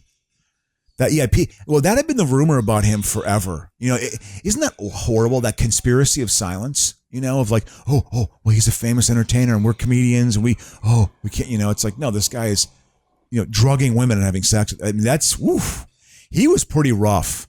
Cosby, I mean, that was a rough. That's now like feels like 1,000 years ago. Jimmy Savile level of fucking people. Yeah, it's a pretty like you talk about a fall from grace. Ooh, man, that's Bill Cosby. His ass was taken down. You know. So now we're starting from Monday. This is the week, big significant events of the week in television history. Like, I love these little ones. 1935, first broadcast of Gangbusters on NBC Radio. Gangbusters, I say. We got Pretty Boy Floyd. 1981, Irene a lot of Miss Universe, and fucking 84, Vanessa Williams asked to resign as Miss America. Oh, I remember that being a big deal because she had basically lesbian photographs with her, you know, like still shots. Really? Oh, yeah, and like wearing leather and crap. I mean, Penthouse got those pictures, and that issue of Penthouse, Bob Guccione said that they ran out of paper. They couldn't make the issue fast enough. The printing presses, you know, so it literally they made like a shit load of money. Here's something we have to do. Nothing happened on July 21st in television or film in any way, shape, or form. At least according to that app, according to this website. Yes, which of course has, like, is the oracle of truth. The web is the oracle of truth. So did you know that in 1954, WTHI TV Channel 10 in Terre Haute, Indiana began broadcasting? What year? 1954. Okay. So they got TV in 1954. Wow. Can you imagine living out in Indiana in 1954? Her family. Oh. We're going through television history, and in 1954, Channel 10 in Terre Haute, CBS began broadcasting. And he was like, "Can you imagine living in there?" And I was like, "Her whole family." Look at that! There. Look at that! Those are the standings at the time. We got to go back. I'm sorry. I don't mean to be. Can we go back to that? Watch that. We're watching This Week in Baseball. Yeah, you have Indiana roots.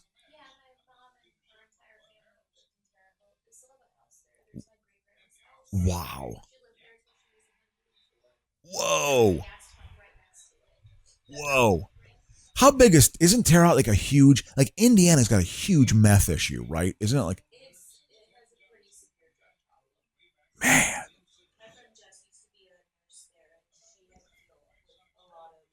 Because I remember hearing about Terre Haute like that, because I think Terre Haute's like 100,000 people. It's relatively large. It's substantial enough.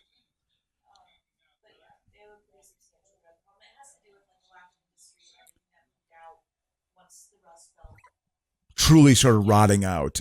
There are so many towns, and I say this to people like in the upper Midwest, so many towns of like 80 to 200,000 people that are just like shells of their old self. You know, like Kenosha, Racine, Cedar Rapids, Iowa. You know, I'm sure Terre Haute probably is in that same camp. Cities in Jackson, Michigan, and stuff, and I mean Battle Creek, which has a little bit going on, but these towns have just like died off, you know, which is and it's just again the whole drug issue out there. That was always a big thing in the 80s. Like, you know, and this was obviously the racist word for the 80s, racist town. Like, well, those urban areas, that's obviously where blacks were. Oh, and the crack problem, obviously, that was just like front and center in the news from like 85 to 90, which completely created the situation we're in now, obviously, one of the main things. But it's just so interesting that it's a rural drug problem now. It's rural America that's got the drug issue. You know, I mean, drugs. I mean, that was like a big. There's a lot of shame in rural America. You're a druggie. Like there was a lot of moral shame if you were a drug user. You know, but it's like that's changed. You know, it's and that's a real flip. You know, where it's just people are fucking lost. You know, Look at Bill Murray. Oh yeah, because they were playing the Giants, right? The Cubs. Start out there in San Diego, and this is the Ken Griffey Jr. bar, which you can have anytime because they play in the Kingdom. You know, it's just good anytime of day or night. Just a quick fix. So this is the one I would carry in the glove compartment. Well, Bill, let's bar none and open the gates for the All-Star Classic. This was in because this was in Wrigley. Is he wearing garbage bags on his arms? That's why, because Bill Murray went to the All-Star game. Out 2, holds the American League to no runs. And my grandpa had a program from this All-Star game. I watched this All-Star game with this woman who I was totally like, who I had kind of I don't know, God, what a weird experience that was. What was her name again? What was her name? I don't know. I'm trying to think of her name in 1990. And I watched this All-Star game with her. She was this blonde-haired girl.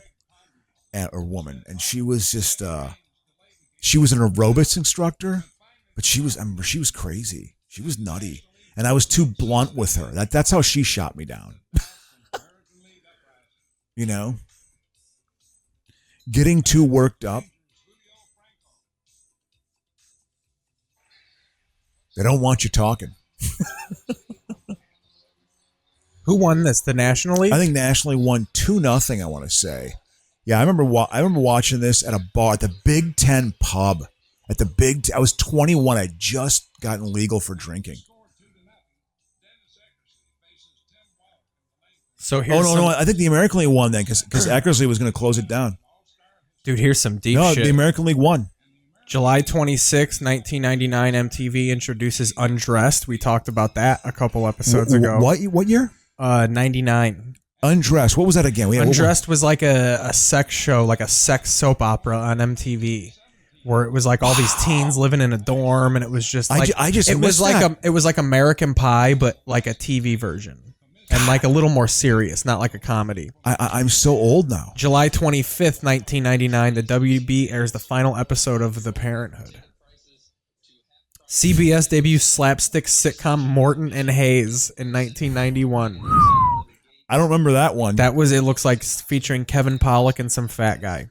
It looks like it's a spoof of like Laurel and Hardy or something. It looks like a and the Stooges. Like it's in the 90s, but it looks like it's spoofing like black and white slapstick bullshit. God, I'm sure there was some 1996, July 22nd, Comedy Central introduces The Daily Show.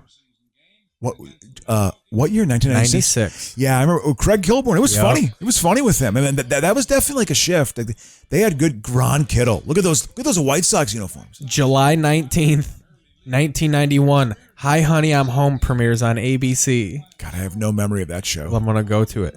Hi, Honey, I'm home. The debut of the sitcom Hi, Honey, I'm Home, the short-lived sitcom which was taped in front of a live studio audience at Orlando's Universal Studios, had a novel twist. In one of the earliest examples of broadcast cable synergy, the show aired in primetime on ABC, then 2 nights later repeated on Nickelodeon's Nick at Night.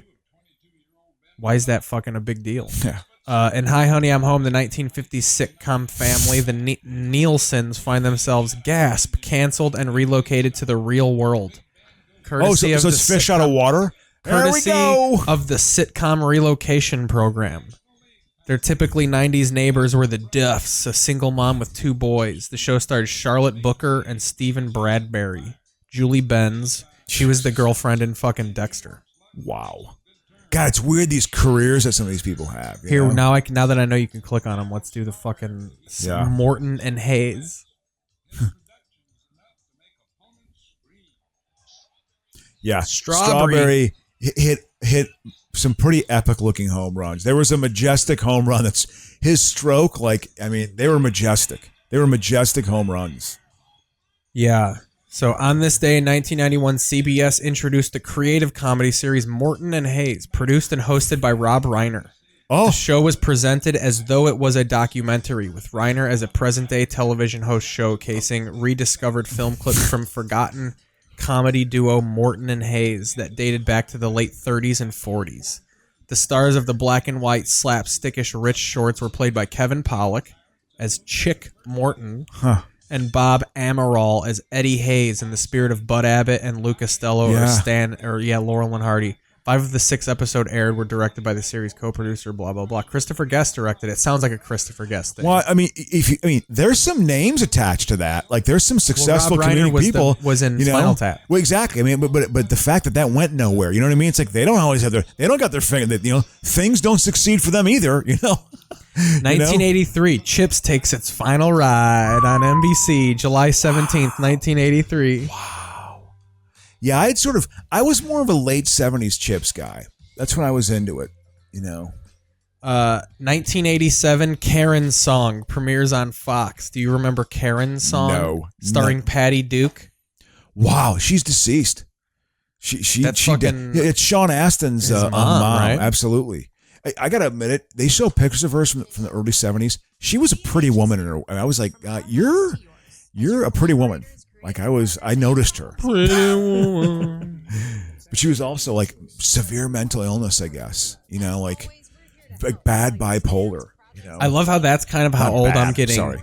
Part of TV history now is that in 2007, Holly Hunter stars in her first TV series, Saving Grace.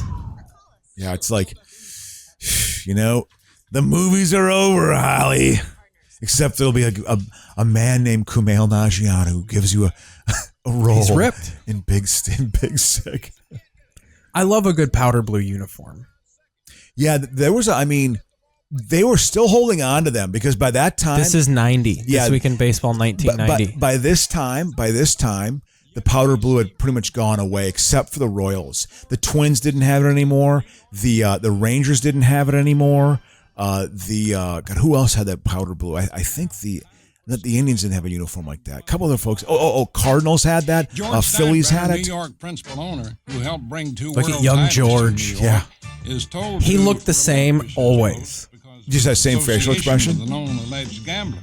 Mr. Steinbrenner has agreed to resign on or before August 29th. I always forget that happened. The general partner of the New York Yankees. Well, because he had hired like a private investigator to follow around Dave Winfield. Like he would spy on his players. Bitter disappointment. You're like a weird corporate spy, And it's wild? He was right, though, because they were garbage without him. Well, it's just, Now, were they true trash, or was the Buck Showalter Yankees like competitive? This 90 Yankees team, they were in last place. It was the bottoming out of the Yankees at that time. In the 80s, they had the best record in baseball. The Yankees did. With only going to the playoffs one time. They went in 81, but they had the best record in baseball. They were always in second place. Had to win the division. Yeah, they were always in second place. They couldn't ever win the East. The East was good too. Brewers were good in the early 80s, and then in the mid 80s, you had the Tigers were a good team. So they had difficult teams to play. Blue Jays got good, so they could never win the division. So. But he had spied on his players, so they suspended him for a year. He actually came back, and when he came back, and they got Showalter, and that 94 team, that 94 team, that 94 team, they had some good scouting, and it just got great, obviously, in the mid 90s. I couldn't stand those Yankee teams. God, I couldn't stand them. I remember this. Steve Lyons.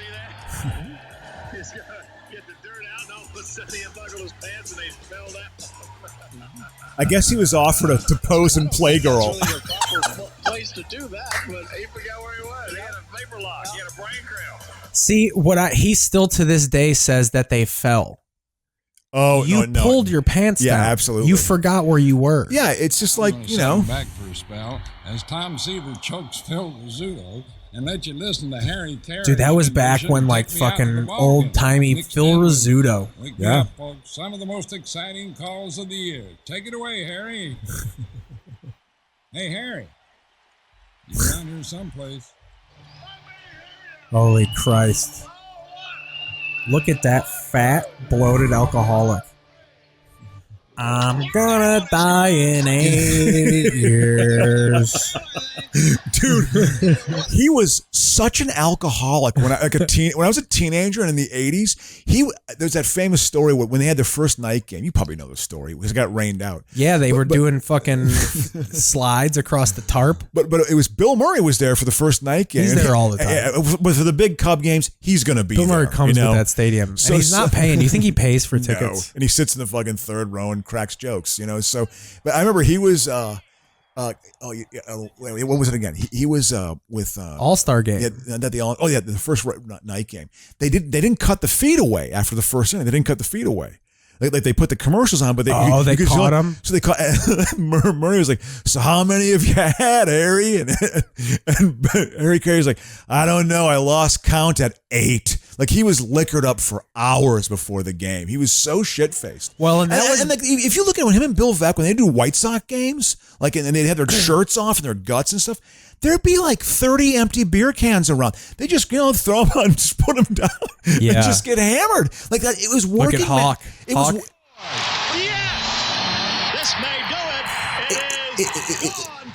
It was working man's entertainment. And you could go to a game like if you like such a fucking old man. Well, that was back before they even had on camera, so you could be off camera the whole time. He probably was drinking beers during the game. Oh, absolutely, they were. I mean, they were getting hammered through the entire game. Fucking job if you did that. Now. I mean, that was all. And I remember there was a still shot picture of that. I'm not lying. Veeck and him, Bill Veeck, who's smoking a cigarette. Bill Veeck was such a cigarette addict, and he had a fake. He got a leg blown off in World War II. He had put an ashtray in his wood leg. Like they carved an ashtray out in his wood leg and he would ash into his wood leg. Dude, look at Nolan Ryan. Nolan Ryan only pitched in Texas. No, New York, the Mets is rookie year. Then he went to the Angels. The Angels, that's when he got control of his game. Technically, didn't he play the most years on the Angels? Or it's like tied with the Rangers, right? Or with the Stros. Maybe the Stros. He played for 9 years with one team. I think 71 or 72 to 79, he was on the Angels. That's when he was still wild. Like he would walk 200 guys. He never won a Cy Young. Yeah, absolutely. He was just his longevity was his. And he had 5,000 strikeouts. Well, he has 5,700 strikeouts. I mean, that's Cy Young. It's never gonna get broken ever. I mean, that's almost 6,000 strikeouts. I think Randy Johnson is the closest that ever, and he has 4,000. I think he's got like 40. I think he's got. He might have even got most. the 5. He's at the second most because there was a time when Carlton and Ryan would switch for the strikeout lead all time. Like that's how good Steve Carlton was. His slider was that unhittable. Like an 81, 82, they would do that. Is Joe Morgan retiring? Yeah, things like that, but or Hall of Fame. I never dreamed about making the Hall of Fame. Oh, I only dreamed about making it to the major leagues. And when I made it to the major leagues, that was great. The Hall of Fame is really just icing on what has been a very big and filling cake for me. Jim Palmer made it to the majors. Yeah, a big carrot cake. Life's been a carrot cake. Who? Strawberry frosting. He just gets into detail about this life cake. Baseball's just the icing on the cake. Well, no, baseball's probably the whole cake. Yeah. Palmer was great. Palmer was also he was a male underwear model. Because look at him, he was like totally handsome, He looks like Ward Cleaver in a reboot. Reboot Ward Cleaver. In the Hall of Fame is that Earl had enough confidence in me. He felt that I was better than anybody in the bullpen. I was a superior race to everybody. He was at times. Jim Palmer was a great pitcher. I'm not gonna touch Joe Morgan. I'm touching you. The Griffey boys. Yep. I remember this. I was 21. I was 21. Did you get hammered, man? No, I was. You were. I remember getting in an argument with because Gary Sheffield was a rookie this year. And this guy was like, "It's going to be Gary Sheffield." I was like, "No." He's like, "Well, then who's it going to be?" And I should have just. I got shut up, but I should have been like, "Oh, it's going to be Ken Griffey Jr." They hit home runs in the same game. Was this his rookie year? Yeah, because Junior played with Senior. They played in the same team. I love those Mariner uniforms. They should have switched though, because too many teams have red and blue. But those are sick. Yeah. Oh, so they got a hit in the same game. I thought they hit home runs. No, there is an away game where they both hit home runs, and then they both steal bases too. Yeah, because was Ken Griffey Sr. really good? He was on the Big Red Machine, but he was one of the he was a starter. He played some first base, but he was not really one of the. Oh, he's an outfielder. I'm sorry, he was on first base. Tony Perez is first base. He was like their seventh best player. He wasn't Pete Rose. He wasn't Bench. He wasn't Joe Morgan. He probably wasn't even George Foster or maybe Dave Concepcion. Oh, he stole it from his pop. That's fun. 41-20. Dude, that was clearly a move of like, this is going to be a spectacle. Yeah, exactly. We're going to have the Griffey boys. You would never in your right mind, you should get fired for signing Ken Griffey Sr. Well, I mean, whatever. It's part of the showmanship of the game. That's what Bill Veeck brought to it. But dude, again, the booze. When they cut away during that first night game, I lost count at 8. That's what Harry Carey said to Bill. I mean, he would. This motherfucker couldn't pronounce people's last names, and he would get these songs. He had like songs for certain. The '84 team. Again, I always remember the Jody Davis song. Jody Davis. Jody Davis hits him when you can't get him back, or he had some lines to it. Jody. He was such an alcoholic. What were the other great baseball sons? Were there? Well, the Bonses, the Griffies. Yeah, Bonds. Yeah, absolutely. Got the K-Lines. Alan Roy K-Line. There we go. What if I just started making shit up? The Cobbs. Yeah, I remember they swept the A's in Oakland. I remember the Sox. Yeah, and it was like in late June. Like I was fucking apoplectic, like being apoplectic. Like this is not allowed. This is not allowed. Because were the Sox bad? No. The Sox were in second. The Sox started getting good that year. That's why the Sox were good in the mid-'90s, because they had to play the A's in the early '90s and didn't win the division. Not going to make the difference. What a voice that just doesn't match your body. Yeah. Dude. Bob Welch won 27 games that year. I've tried to break a bat over my leg a bunch of times. It fucking hurts. Yeah. Look at skinny. That's pre-juice Mark McGwire, huh? Yeah, exactly. He started juicing after 91 because he was injury prone in his career. Canseco was just nothing but human growth hormone. Yes. I mean, he was secreting fucking just whey protein. Look at this. It's a no-hitter. What, is this Sprockets? Is Mike Myers going to come out right now and do his... Bill Nye, the science guy. So yeah, man, that's it's not over. Yeah, no, it's all good, man. Shit, man, I'm having fun. Terry Mulholland. Yeah, they had 8 no-hitters. Terry that Mulholland year. was on the 1998 Cubs. That was like a resurrection of his career. Terry Mulholland, Steve Traxel, Kevin Tapani, Kerry Wood. Yeah, they all like pulled it together for a year. That's classic baseball. They'll do that. They pull it together. They can't sustain it. Kevin Tapani was a good pitcher for the that Twins, was like their free agent signing in 98. Yeah. We're going to get Kevin Tapani, Twins ace, Kevin Tapani. Yeah. God, crazy. Gary Gaetti.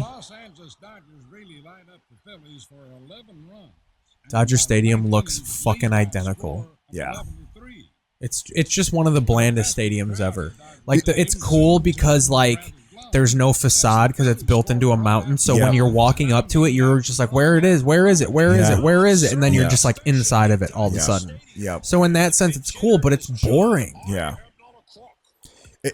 At its time when it was first made, it was like the cutting edge. A revolution. It was very much like the design of it had a unique. It was an LA, California thing. Well, I mean, they exterminated people to build it. Well, they certainly displaced them. There's no doubt about that. I mean, Jesus. That Bill Veeck wanted to move the St. Louis Browns to L.A. and the league caught wind of it and didn't allow him to do it because he knew L.A. was the future. I mean, he knew that's where the money was going to be made. Oh yeah, So at that time in the country, absolutely. Well, San Francisco and LA left together, right? Yeah, exactly. The Giants and the Dodgers. Yeah, both off World Series. Well, I think it was after the '58 season, maybe. Yeah, because the '59 Dodgers were in LA and they won the World Series. They beat the White Sox in the World Series. Yeah, in the World Series in '59, and they were in LA, but they won it. Didn't the White Sox win it in? Oh no, yeah, because that was. I remember when they won it in 05, they said the last time they've been to the World Series was 58. It was probably 59, the 59 season. Yeah. So I think they moved maybe in 58. I should know that, but they had to move both teams because they're like, we have to have rivals out there, because it's just, I mean, baseball had not gone further west than St. Louis. Isn't I think that crazy? the Giants paved the way. Once the New York Giants left to San Francisco, I think Brooklyn immediately Well, I was think like, they left at the same time. Yeah, I think it so. was a year apart. Yeah, Let me you're look. right. We should look at that. I should know that. That's a basic fact that I should know. The fact that I don't bothers me. Yeah, they got Willie McGee, and they had a big trade. Willie McGee and Baines. That was a tough. Harold Baines was such a good hitter. Just had a totally smooth, easy left-handed stroke and got the fat part of the bat on it. And he was a good player, man. Welch is dead. Bob Welch is dead. On May 28th, 1957, the National League owners vote unanimously to allow the New York Giants and Brooklyn Dodgers to move to San Francisco and Los Angeles 57? respectively On the same day. at the mid-season owners meeting. In 57. That's when they decided. Yeah. Okay. And then, after the 57 season. They both moved after the 57 season? Okay. The Los Angeles, so they won the 56 World Series. And then the next year, how do you feel as a Brooklyn Dodger fan? Yeah. Your team finally wins the World Series, and then they're just like, peace. Yeah. It's also the owner. I mean, they knew that's where the fucking money was. I mean, that Brooklyn that little Stadium, bad boy, that's a young fucking Todd Massey. Yeah. It's a young fucking He's probably Junior Lake right there. Maybe the key to the batter's box is an elusive thing at the major league Uh-oh. You didn't know he was The supposed to go? youngster asked second base umpire Jerry Davis for his call, and the ump directs the ball boy to the real culprit. Oh, fellas. They're torturing that Look little at kid. Sutcliffe, man. Sutcliffe's probably drunk off his ass. He is such a shitty announcer. I hate Rick Sutcliffe. Talks like this. He sounds like Harry Carey. My brother hates Rick. He calls him Sutstiff. He hates him. He hates Rick Sutcliffe. ESPN only hires people that were like Joe Morgan has no right being a commentator in a baseball game. He's so bland and boring. Yeah. Sometimes you just swing the bat. They're bad on when Sunday curveballs night, man. come in. Yeah. You wait for it, and then you hit. You see how the ball arcs there? That's a breaking ball. Well, Joe, come on. Yeah, it's also like, why can't you just have just a personality? The reason they do it is have a personality. The reason they do it is what my dad. Every time we would watch an ESPN game and Joe Morgan would talk, he was a good ball player. That's all they want. Yeah. They want people to hear his voice and go, he was a good ball player. Yeah. He ain't worth a fuck announcing. Yep.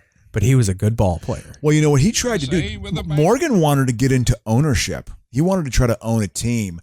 And he was never really let in. And I think he wanted to keep a kind of a foot around in the game, but it just didn't happen. Is it because he was black, you think? I think that there was, he brought, there's whispers, there are faint whispers of that. Offered to buy the Reds for $50,000. I don't think he was enough of a name or had enough money.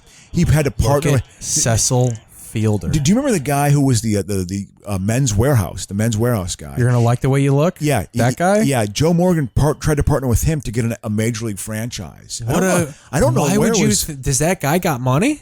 Well, I think he thought he had enough money. I think he was worth $200 million and thought I could actually make this happen. That seems like a joke someone played on Joe Morgan one night at a bar. Like, hey, you know who has money?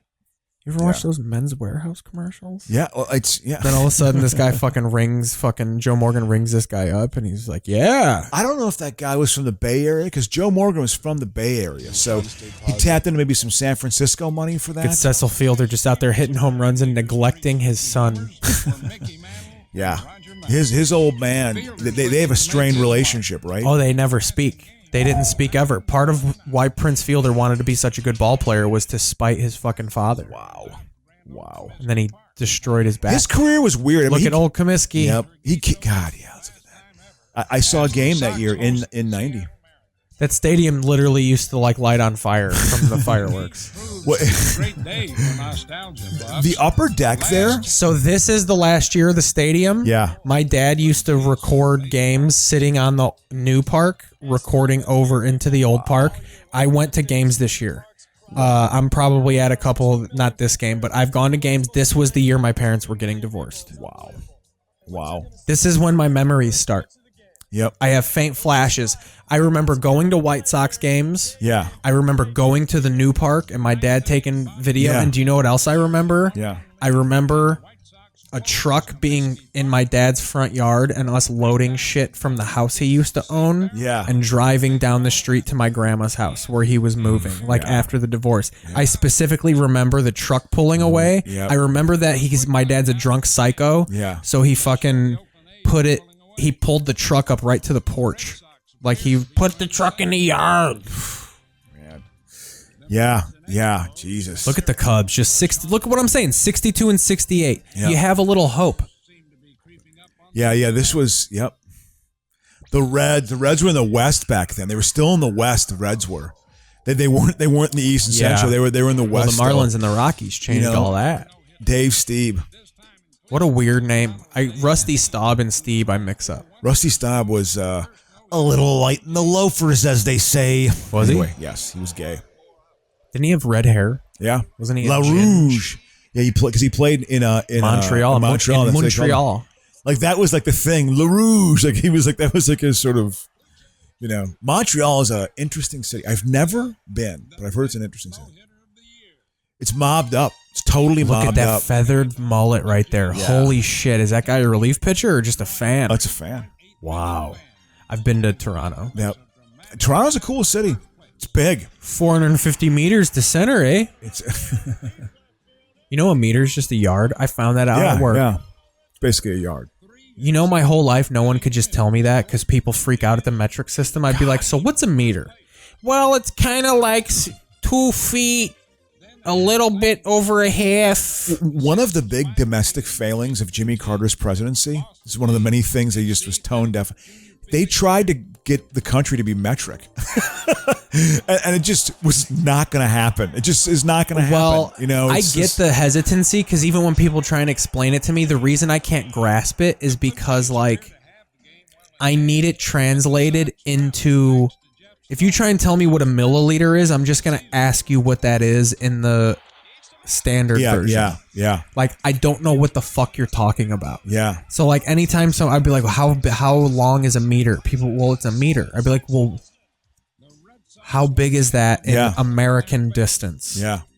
And no one can ever pinpoint it. But you know what? I figured it out at work because you have to stand 2 meters away from people. And that's 6 feet. Yep. And 3 feet is a yard. Yeah. It's basically a couple inches. I believe. See, it's a now we're couple getting inches into this lower. bullshit that's infuriated me my whole life. Yeah, but it's the truth though. I don't care about a couple inches. It's very close. It's a very close yard. measurement. Yeah. It's basically what it is. Because anytime I'd be like, oh, so a yard, they'd be like, wow. No, it's a yard. Yeah. It's basically what it is. You're playing golf in Canada, basically, at the ballparks. I just remember, again, the country trying to go metric in the late 70s, actually trying to make it, it just didn't work. That was literally right-wing populism. So you're not going to change our way of doing things. If we changed to the metric system, our cans wouldn't say 7 ounces. Well, if you look at it now, I think they have both on there pretty much. All of it's milliliters and stuff. And so, I think they're both on there. So I think it's 7.75 milliliters or something like that. Yeah, they're not smooth equation, the translation is all you rely on is someone saying this is this. There's no way to add it together and figure out logically this must be that. A meter and a foot is easy because it's it's the same thing. Yeah. A meter and a yard. There's what's a meter? It's they a yard. technically are not, but they're very close. Right. They're 3 inches off. But when you say so if I have 1 ounce, what's that conversion of milliliter? It's just there's no conversion. It just is this. Well, it's also, it's 10, because obviously I think it's, I don't want to get too far into it, but a centimeter is one distance, and then there's a millimeter, which is 1/10 of a centimeter, and then there's I think 10 centimeters is a certain measurement too. So it's it doesn't roll off then the tongue. In England they got stones for weight. For weight, absolutely. Which is 14 pounds or 7 pounds or something like that. Yeah, I think it's 12. I believe it's something like that. I think. If you lose 1 stone, it's 12 pounds. Or if boxers fight, it's and the 13 stone. But you know what's confusing? Is that Australian or British? I don't know. But also in England, he starts to weep here. Oh, I think pie in the face. Give him a pie in the face. See, there you go. You're gonna get your baseball pranks. We're about to go put something in his ass. We're gonna give him a swirl. You're gonna flush the toilet. There you go. They're gonna go put the small end of a bat where the sun don't He was shine. Jim Leland was a good baseball guy, though. Leland is the Bill Parcells of baseball. Look at the future world champion Reds. We have to now turn this off because this is just the division. No, but we're getting to a point that we have to. Well, we're cruising to the end. He started too, the All-Star game. Look at him. What a fucking douche. He looks like a pro wrestler. Is that Rob Dibble? No, it's Jack Armstrong. He blew his arm. Eric, yeah. Is Ron Gant on this team? No. This is the Nasty Boys. Jose Rijo was a starting pitcher. That was an excellent pitcher. Who was their for them. hot hitting Roberto? Well, they had Chris Sabo. They had Eric Davis, Paul O'Neill, young Barry Larkin, Hal Morris. They had a good baseball team. Louis Piniella was the manager. Yes, I mean, and they had a great bullpen with Dibble, Myers, and Norm Charlton. And they had good starting pitching. Jose Rijo was an excellent, and they still had Tom Browning, who was a good enough pick. This was the year I got my heart ripped out by Jen Westfall. This is when I look back on certain women that were Jeff Reardon. That looks like the guy your mom starts dating, where you're like, this is the guy. Tony Pena. He played for Pittsburgh. Tony Pena is one of those guys where he's a good catcher. Where my family, he's been playing baseball for 15 years. Why can't he learn English? Shit. It's because he just goes back to his home for 5 You'd think that after you just would not. I can't understand him. Yeah. Yeah. He won the batting title in 90. He won it in 76, 80, and 90. Willie McGee, loudest pop in a stadium I ever heard in my fucking life was in 1999. I saw the Cardinals play the Rockies, and that was when Willie McGee was on his farewell tour with the Cardinals. Yep. And he came up to pinch hit, and I'm telling you, he rocked Old Busch Stadium. The seats were shaking when when he walked up. Yeah. They were so excited for fucking Willie McGee. Because he was a key player to the 82 team that won the World Series and beat the Brewers. That was actually a very good World Series. That was a good World Series. Well, I think I even remember watching a special that's a look back. That no one really thinks about it because they didn't have a big power hitter on either of those teams. Who? The Cardinals. Oh yeah, no, not at all. Their best player hit 1 home run that year. Well, yeah, I mean, I think they had 80 home runs as a team. But wasn't Yount a power hitter? Oh, the Brewers had 216 home runs in 1982. That was the third most ever to that point. They had 3 guys who had 30 home runs or more, and Yount had 29. So they had 6 guys who had 20 home runs or more. So the Brewers were the favorite. They were, but frankly, the pitching. I like a good series that could go either way. Yeah. It was. They should have won it, but the Cardinals had good pitching and were just a very fundamentally sound baseball team. Just a very fundamentally, they were what the Cardinals are. They didn't fuck up. They didn't make mistakes. Typically, sometimes they would, but they made enough good plays. They had good speed, and their pitching was ALCS good. And their baby. defense, 90 ALCS. The Cardinals' defense was great because of Ozzie Smith. Yeah, I remember watching these games. And Boston's Roger Stewart always beat Clemens. Stewart always beat him. I'm still your bitch. I mean, because that's what a number one Stewart was. He was a true number one. He was an ace. Look at the fuck. You were probably so happy to put the Red Sox away. Yeah, I remember. Who'd you beat in '88? The Red Sox. Yeah. I remember I was in college, and this is when I was just getting. I had one failed exam in college. I'd failed an exam, and I ended up getting an A in the class because it kicked my ass. I was like, that's never going to happen again. They said I failed. Tony. A clean sweep and Oakland's 3rd straight pennant. Yeah. I mean, it was. Didn't they win 4 straight? Well, they won 3 straight divisions. No, back in the day, didn't they win 4 straight? They won 3 in 72, 73, and 74. Only 2 franchises in baseball history have won 3 straight World Series. It's the Yankees and the Do you A's. remember those? No, I don't. I was too young. I don't remember. My brother does. I don't. I remember the late 70s. Here's Paul O'Neill. Yeah. You think the A's beat the Pirates? Yeah. The A's should have. They should have dusted the Reds. Do you really not want to watch the World Series? I really don't want to watch it. I don't want to watch it because it's just the A's were a better baseball team. They just were a better fucking baseball team. But it's a 7-game series, and it's short. The A's had hubris, but Game 2 of that World Series, that was the tough series. That was the tough series. Just to sail away on this. Where were you when this happened? What, this commercial? No. Carl Sandburg said it best when he called Chicago hog butcher for the world, tool maker, stacker of wheat, player with The 1983 All-Star Game at Comiskey Park. At Comiskey. I was in North Carolina. Home of Lakeshore Drive and the Loop, the Wrigley Building and Wrigley Field, Soldier Field and the lake itself. It's got a charm. The world's great promenade. Look at old Soldier Field. Yeah. You can see the different color stands. The signature of John Hancock added to the skyline. And on the south side, a 600-square-foot lot at 35th and Shields Avenue. Look at that stadium. Yeah, it's a nice little ballpark. Charles Comiskey, from the estate of the city's first He mayor, gambled away his future in 1919, literally. And when they're doing the excavation for New Comiskey, they find it's a mob dumping ground. It took him 11 years to come back to fruition. NBC's All-Star Anniversary scrapbook begins, appropriately enough, with the Bambino. Babe Ruth hit the first All-Star home He just run groped that little kid. He just pinched that little kid's nip. The first Negro League All-Star game was in Comiskey, too. That in the 30s. That was a big part of the book I'm reading about the Cubs. Well, the White Sox were more progressive. They were more progressive. The Cubs were old school. Yeah.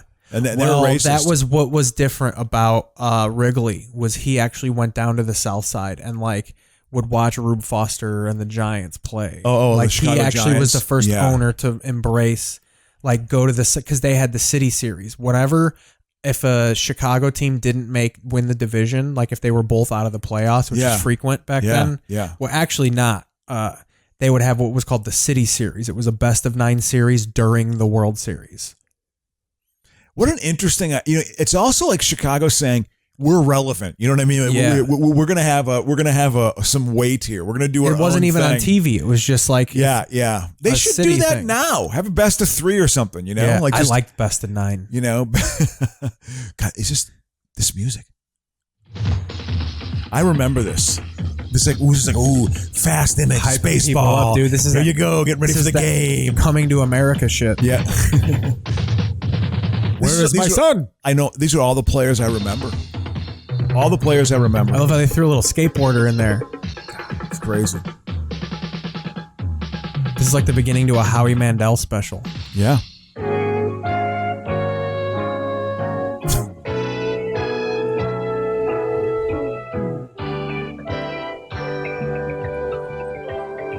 NBC Sports presents the 50th anniversary of Major League Baseball's All-Star Game. I remember watching Wasn't the first one in Comiskey Park the first? Yeah, Major League exactly. All-Star Absolutely. game? That's what they talked about. Yeah. In the beginning, yeah, because I think Ruth hit a home run, maybe. My grandpa was there. My grandpa saw it. How old was he? What year was it? 28? 33. 33. He was born in 24, so he was 11 or 12. Wow. Or wait, no, 9. Yeah. I'm dumb. 23. Yeah. Okay. Yeah. Yeah, because he was born in 1924. God, look at the Robert Taylor homes are still there. Growing up in the bleachers and the Polo Grounds in New York, and I cried when Carl Hubble lost a ball game. Carl Hubble. Did you dare dream of becoming a ball player? I was like, I think Joe Garagiola. This was a good team. They were a good team. I like Garagiola. He had enough of a personality. He's an Italian kid from St. Louis. They were sharing a microphone. Absolutely. You're not going to get your own microphone with me around. I was at Kitty Hawk, North Carolina, with a good family friend and my father. And I was 14 years old, and we went to the ocean for a week. That was great, man. God, that was a good time. Going to the ocean for a week. Listen? Was this on TV? It was on TV. We were watching it. My dad was at a bar. He was getting loaded, and then I was 14. My buddy was 15, and we were just going to the ocean. Was your brother fucking with you? No, my brother wasn't around at that time. He had got into it was his first year of college. Where did he go? He went to Madison. So he. To this day, I've never spoken to a colored person. It makes me weird. Their sweat smells different. God. Thanks very much, Ben and Joe. As you mentioned, Look at young Costas. Look at him, dude. Being groomed. I, on the other hand, am attracted to colored ladies. I'm a different breed. I'll stick it in anything. He was. I mean, he's like 29 here or something. Just in the you best. know? I'm laying him down, Crocious. What if he's just talking to you? Oh, I'm young. I just put 2 or 3 on a girl last night. Like he just throwing out all. What? Here we go. Yep. For some vintage film of the Sultan of SWAT. This is the era where you still had to talk like this to do sports. Bob Costas. Yeah, it was because the American League won this. Number of them. Something like hitting a home run in Joe Chicago. McCarthy's a Jew. When I called the shots. If he hadn't been with me, well, I'd have been just too bad. I can't go on forever. Somebody's got to take my shoes and take my place. But you can bet your sweet life that I won't play until I drop. But I'll play until I And the damn near tumor drop. is just thumping. Ready He's to making jokes, man, and shit. I mean, I love their spring training back then. I won't go until I drop. He was in like movies and shit. I love how he's just like, I'm going to play until I drop. Oh, I got a little frog in the throat there, fellas. Yeah, I remember. Look at, I mean, the whole. It looks like 1983. Yeah, absolutely. That is the filter of 1983 absolutely, right there. man. Abso-fucking-lutely. Absolutely, it was 83. It was trying to become what the 80s became, but it still had enough of the 70s in it. It's a different time in 1983. Michael Jackson is not in a group with his brothers. Yeah, and then when Thriller comes out, and then 84 and Reagan's re-election, that's when it was like in hyperdrive. Like the 80s became the world the 80s. is still reeling from Eddie Murphy leaving Saturday Night Top Live. vote getters, Gary Carter and Robin Yount.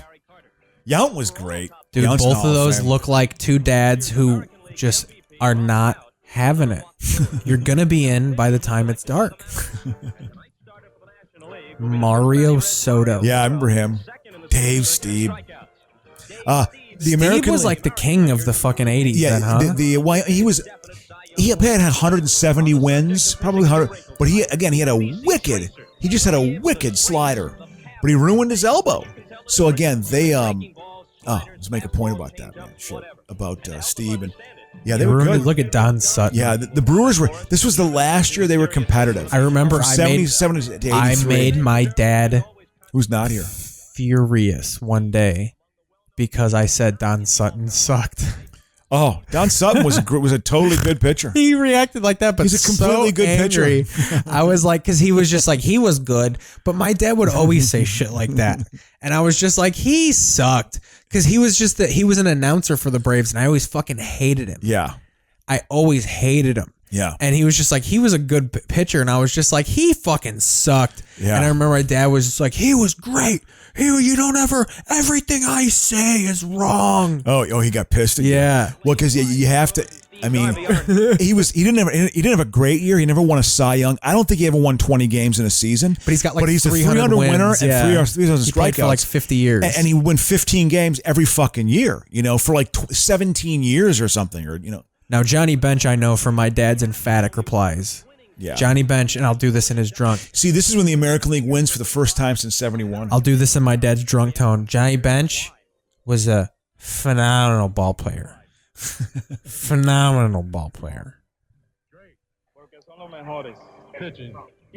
All right, you want to ease out? No, yeah. I'm just looking. Of Yeah, course, there are two you should though. sides to Yeah, but every let's watch a little more. question. So here are some American League answers.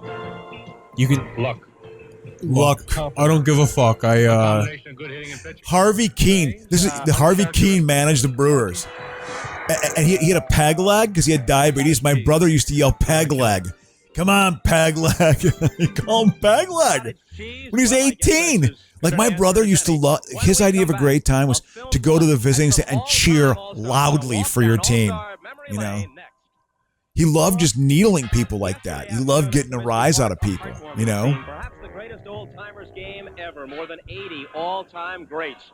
It was like an animated collection. Was like an animated line. I love the old-timey fucking radio voice. Billy Williams hit one in the upper deck in right field. Willie Mays gliding back effortlessly. I'm gonna own this fucking station in 20 years. You could tell he's like, Oh, he's on the field. They didn't even let Bob in the booth at this point. Yeah, but you could tell he was an underling. But you could tell he was he was being groomed. You know what I mean? He's being groomed. You know, he'd give you historical context. That was always his thing. He'd give you like a good 45-second breakdown. My name's Bob Costas, and I hate sports. You know, it's my knuckles.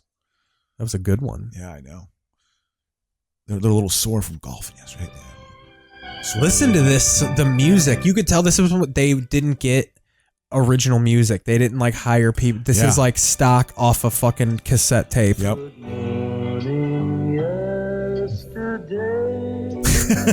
Does this hype you up for a baseball game? It's no wonder baseball sucks.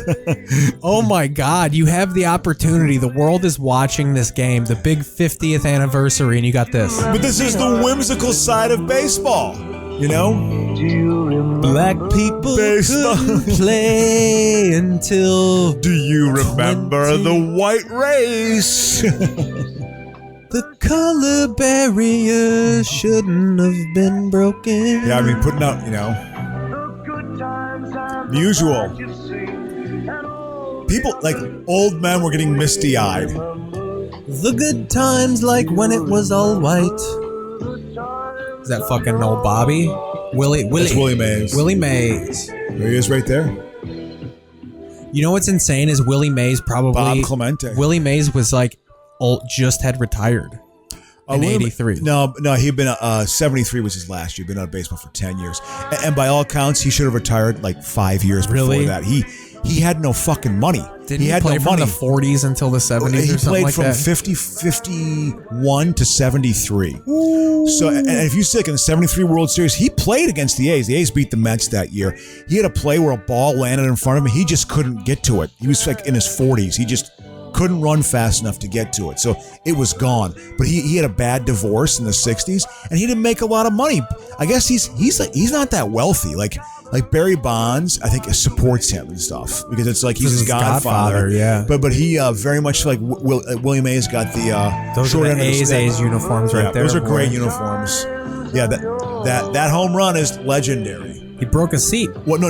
It went out of the stadium. it went out of the stadium. Didn't he break a seat too? He might have done something like that. Reggie, I think look at that. You you did not need to slide like that. You Rose used to do that all the time. Peckerwood motherfucker. I hate Pete Rose. He should be in the Hall of Fame, but I hate Pete Rose. By the way, Keith. How about it? Keith, another thing you've done, you've now gone up a notch in my book by expressing your hatred for Pete Rose. There's a particular type of kid when I was growing up, if you were a Pete Rose fan, here's my brother. My brother, it's a crazy story for my brother. Yeah. My brother had a nemesis, a guy named Tuffy Kofeld, whose old man... I think we've talked about Tuffy. Whose old man was a cop in the 70s. Go so figure. and I guess was one Real of these Jerry guys, Poppers type. Like my buddy, my brother's best friend was Mark Lincoln, whose dad was a cop too. But he was kind of a jovial guy. Could have a drink, he'd bullshit with you, tell a joke. He's a tough guy, but he was a good guy. Tuffy's father didn't say a word. He was just arms folded, just dead silent, a really high strung, tight-wounded guy. And Tuffy was a big sports fan, and he and my brother wrote at the Journal Messenger. Tuffy's favorite teams, favorite athletes. Pete Rose was one of them. Oh. Okay. He loved Al Davis and the Raiders in the late 70s. With Al Davis, he was a heel fan. I mean, he was, and he also liked. God, who was the other guy? It was like the triad of just shitty guys you would not like. He was a big Raider fan. He was a big Yankee fan, of course, too. Of course, he was a Yankee fan. But Pete Rose was his favorite athlete, which is if you were a kid and Pete Rose was your favorite athlete, you were a dick. Pete Rose just seemed like the kind of guy that was just that's a great graphic. That always just seemed like, what do you like, this kind of music? You girl, you sissy, you pansy? Yeah. What, you don't like when people punch you in the nose randomly? You fucking pussy? What, you don't like when people kick you in the balls randomly? Well, welcome to the big leagues. This is baseball. I'm gonna stab you in the throat with a pen. Welcome to the big leagues. Look at the skyline.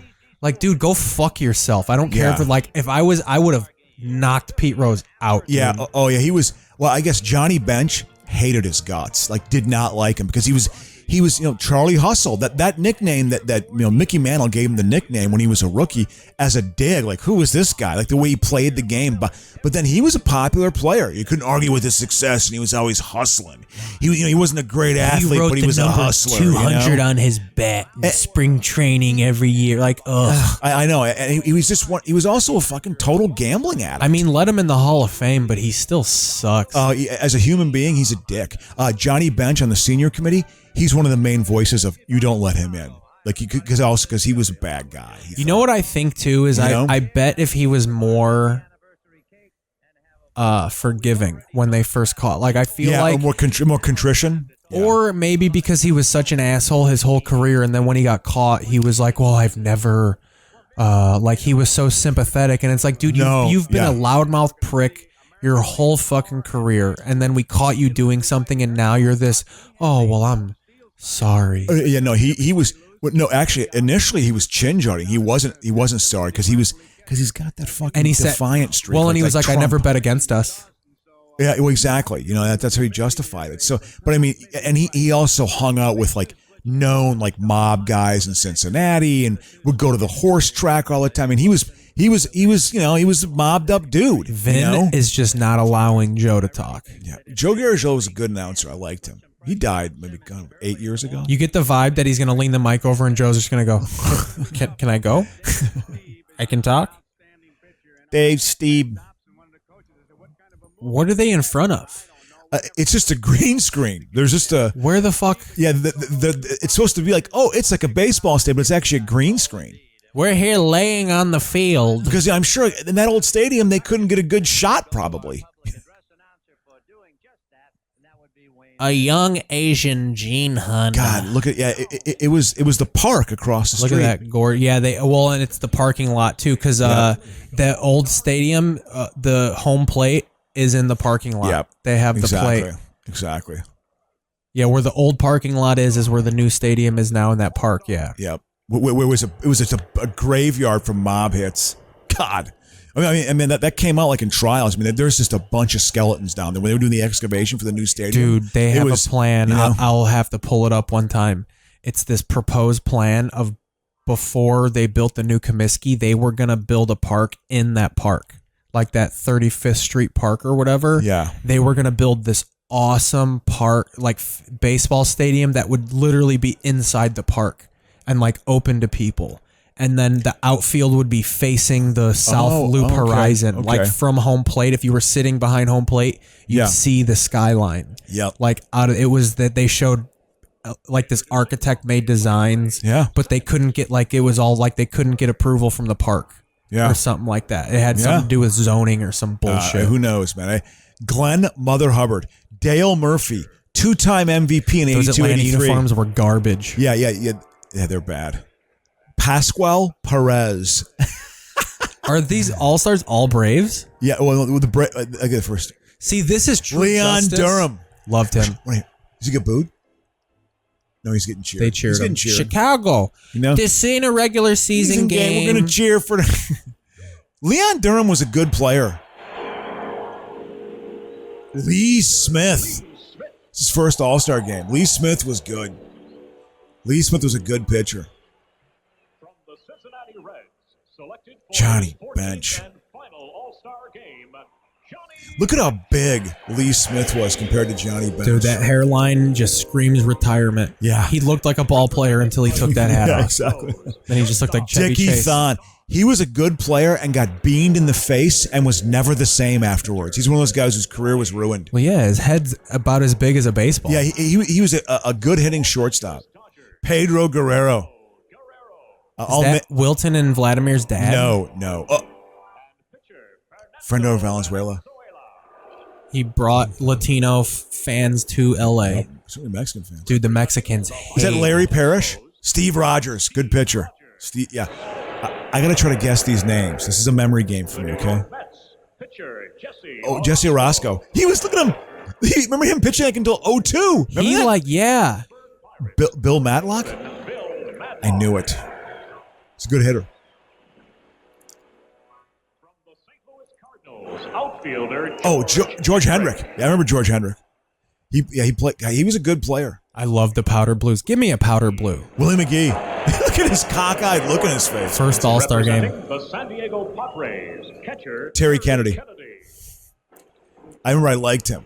He's a good player. Dave Dravecki. Well, you got to bring it over there. I want to get.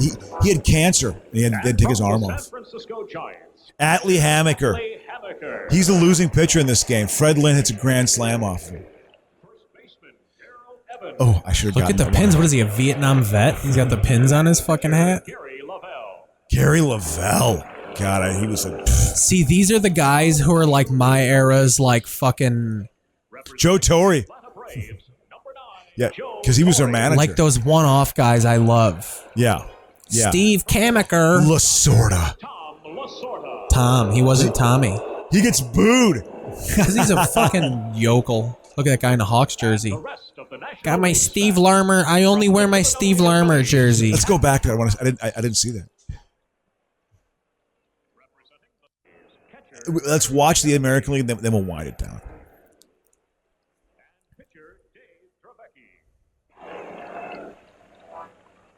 And from the San Francisco Giants, pitcher Atlee Hammaker. Is he Asian? First baseman Darrell Evans. I think so. Darrell Evans was a good... He played for the 84 Tigers. Gary Lavelle. And then I want to see the... Okay. Now the National League coaches. Representing the Atlanta Braves. Some guy named Joe Torre. Son of a bitch is going to be the luckiest manager ever. Can't believe he's still alive. It's amazing he's still alive. Where's oh, I see it. There it is. Yeah, the red one. It was the red. I was thinking it was the white. I got my Larmer jersey on. Yeah, that's right. I only wear my Steve Larmer jersey. I'm gonna wear that, or maybe the Golden Jet. You know, if I want to. No, my Tony Amante, or this young Tony Amante kid. He was way after. I think it was also who was Dennis Savard. Dennis Savard was a good player for 80s Hawks. Dennis Savard was a good player. You know. Look at this dude. Holy Christ. This guy's not alive anymore. This guy's not alive. There's no way in hell. He has eaten way too many hamburgers.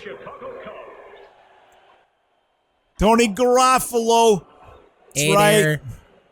Look at that. Drink. I'm sure she's getting soda pop. Oh, just hammered. I divorced my husband to come here. They should let a Chicagoan do these names. Dave Stieb. Dave Stieb. Oh, that's what they did. Yeah, it was like this. They still do this. It's like a 15-minute thing. Yeah, I think they have the starters come out now for the Nats. I want to see the American League players. The starting second baseman was Frankie Oh, this is for 33. Oh, they're just saying this. Like, here's your history lesson. Steve Sachs. He never liked him. Yeah, never liked Steve Sachs. He's one of those like, why are you good? Never. But he was a total like Dodger guy. The Cincinnati Reds, Chick Happy started in left field. Tonight, the left fielder. He owned a plantation. Tim Raines. He was on the 98 Yankees that won like 157 games. Yeah. He was good, man. Early in his career, he's a good player. Wally Berger. Love those names. Tonight, from the Montreal Wally Berger died of scurvy. The Expos were good, man. The Expos had talent back then. Where were we at time-wise? Like 2 hours. Yeah. We can. Okay. We'll do the lineup. Yes, exactly. Al Oliver. Dude, the Montreal Expos and the Braves are really representing here. Yeah, absolutely. The Expos were good. Well, I was going to say this was when it was true justice, not like in this fucking no trophy era where every team gets an all-star. Yeah. Like, some teams shouldn't have all-stars. Yeah, Dale Murphy started because he was Were the Braves good in '83? They won the NL West in '82. They're coming off winning the division. Was that in '82. because of Torre?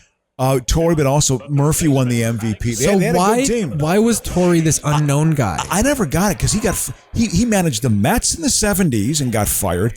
He managed the Braves, I think, and got fired. Then he managed the Cardinals. It wasn't until he got to the Yankees where he was truly great. It was kind of weird. He bounced around, but he had some success. I don't get why. I mean, look at this. They had 4 starters. I mean, yeah, they were loaded, man. That Montreal team they were always good teams back then. Look at every athlete. All of these guys were violently racist. I mean, they should be alive. They should be like in their 80s here, but no, they all died in the 50s. Because there's colored people at the park, so they're not going to be there. I'm old enough, Keith, to remember people who actually had to go that way. The color barrier, I don't cross it. You scab. Bill Hallahan. Yeah, Mario Soto. He had moments where he'd be unhittable. This was also in the era where pitchers could still kind of hit. A little bit, yeah, a little bit. He was a decent. John McGraw. He fucking gave the Cubs Hack Wilson. Thank you, John McGraw. Hack Wilson's got a sad story. Yeah. Wasn't he like just basically drunk and penniless? And he was just a fucking asshole. Like, he just would guy. start shit. And yeah, he was a drunk mess, basically. Had like 5 great years. Yeah. Joe McCarthy had a knack for finding old Pacific Coast League ball players. Like when he joined the Cubs, that was the knock on him, is like he's the Bush League manager. Like you guys hired a Bush League manager for your manager, but they didn't realize he got everything out of that young core. And the year I'm in now is 1928 they're talking about. Yeah. And that lineup was supposed to rival Murderers Row. Like they called the 28 Cubs Murderers Row. Like throughout the season, the Cubs were the most popular team in baseball. They used to do spring training on Catalina Island, like outside of LA, and they had this big ticker tape parade type shit. It was great. Ripken's first All-Star game. Look at him with hair. Yep. I remember him because Tippy Martinez, yeah. Oh yeah, the Orioles won the World Series this year, right? Yeah, they do actually. They win the World. They beat the Murray.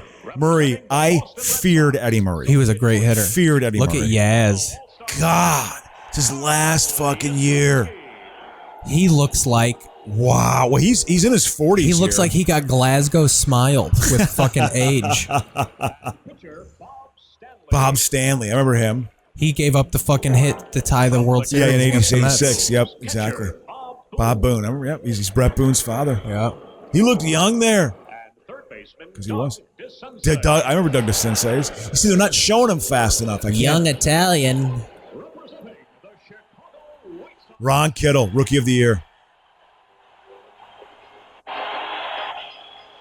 The only thing you guys got going for ya. I mean, the White Sox won the division this year. It was a big year for White Sox baseball. They had the All-Star game, and then they won the division. They won they clinched with like 3 weeks left in the season. I mean, they dominated this year. Who was in the play? Oh, they got bounced by the Orioles. The Orioles were great. The Orioles were a great. Kittle was a rookie. He was Rookie of the Year that year.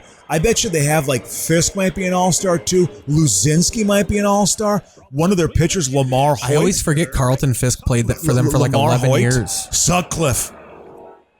Wasn't Fisk for like 11 years on the White Sox? He has more White Sox games than Red Sox games. Absolutely. Yep. Tigers were good. Tigers were a good team. Lopez, Senior Smoke. That was his name. Senior Smoke. Willie Wilson. Was Ricky an All-Star this year? Ricky should be. The deceased Dan Quisenberry. Bro, we're not even at the National League. Oh, no, we got to the National League. Yeah. Cecil Cooper. I love those Brewer uniforms. He was a good. He was a good hitter. He was a You're good not expecting that bald spot. Yeah. Ben Ogilvy. See, there's enough like Milwaukee fans. See, this is why I like the All-Star games back then, because the All-Star game was a representation. Gary Ward. The All-Star game was a representation of the league. Like, there's a lot of Brewers. So you're like, okay, the Brewers are good. Yeah. The Braves are good. Third All-Star game. My favorite athlete of all time. He was so good. Was he already talking in third person at that point?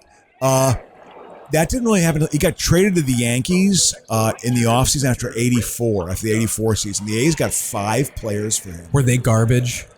Who, the A's? When they traded him. When they traded Ricky, were they really bad? Who was the A's? When the A's. Yeah, they were just like, they had 3 straight years of being 74 and 88. And they just needed that. He was their best player. They needed to get some new life into the franchise. So, because you told me you were like, when you were a kid, late 70s, they were trash. Yes. And then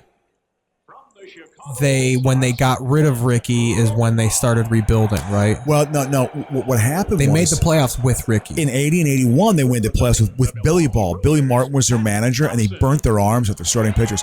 But they had a guy named Dwayne Murphy was a very good outfielder, but they had Ricky Henderson and Tony Armas. They had a very good outfield, and they had enough hitting so that they won the division. Look at that fucking bat. That is a batting practice catcher. He almost got stuck in the crouch. Yeah. They were good in 81 and 82, or 80 and 81, but Martin blew their arms out pitching-wise, so in 82 they were terrible. I remember being very disappointing. From 82 until 86, when they got La Russa as the manager after Hawk had fired him in 86 from the White Sox, they got him. They started to improve. Then in 87, they were 500. And their minor league, you know what another thing they did? When they got new ownership, they had this guy, Sandy Alderson, was the GM. And he's the guy who owns the Mets. Yeah, he was very much a baseball guy, like a very smart, respected baseball mind. And they had some great drafts in like the early mid 80s. So, but they drafted like 8 or 10 starting players. But for when them. they traded Ricky, were you guys pissed, or was it no, let him go win some time? Like I remember being kind of bummed out, but it was like I also knew that it was like they needed to get some players. Actually, they needed to get who'd they get? They got Jose Rijo was a good pitcher, who then came back and beat them in 90 for the Reds. They also had a guy, Tim Burtsis, who was a decent enough pitcher. He'd win 10 or 12 games a year. They also got Stan Javier, who was an outfielder on their 89 team that won the World Series. He was their 4th outfielder. And they also got... and they had Ricky Henderson back. Well, no. They traded Henderson for these guys. No, but so Henderson wasn't on the exactly. They got him. Teams? They traded midseason in 89. When they traded for Ricky Henderson in 89, I was hyperventilating. I was so excited because I mean, and he was peak. No, Ricky, because he was getting sick of New York, so he was kind of tanking it. You mean New York? And it was. What if he was like that? He was batting 247, and they thought he was done, so they traded Luis Polonia, Eric Plunk, and Greg Cadaret for him. And then in '89, he was like, you got to get him out of New York. Ricky's getting into conspiracy theories, but he was great for the A's when he came back. He was great. And then he played for the A's. He won the MVP in 90. Until 93, right? But yeah, until like 93. Because then he went to the Blue Jays. No, they traded him to the Blue Jays in the 93 season. For who? For Steve Carsey. He was a pitcher for and then there was an outfielder, Jose Herrera.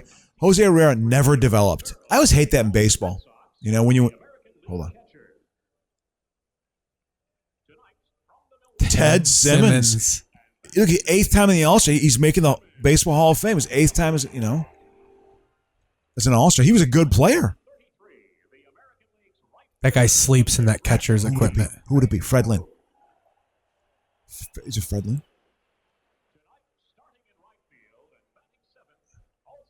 Dave Winfield.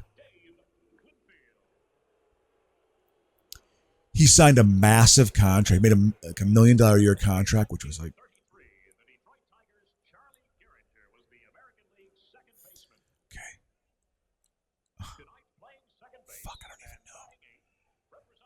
Manny Trio. Well, he played in the 90. God, he played on the 90 Phillies. That was back when Wahoo was extra racist. Lefty Gomez, who's starting 83. Dave Steve. Yeah, it's Dave Steve. Dave Stieb. He was... Show their stats. Show some of their stats, too. You know what I mean? Like, just... I like these... They went back to those Blue Jay uniforms, except for their smaller off to the side. Harvey Keene. Fucking Connie Mack. Harvey Keene is the manager. Harvey Kewen.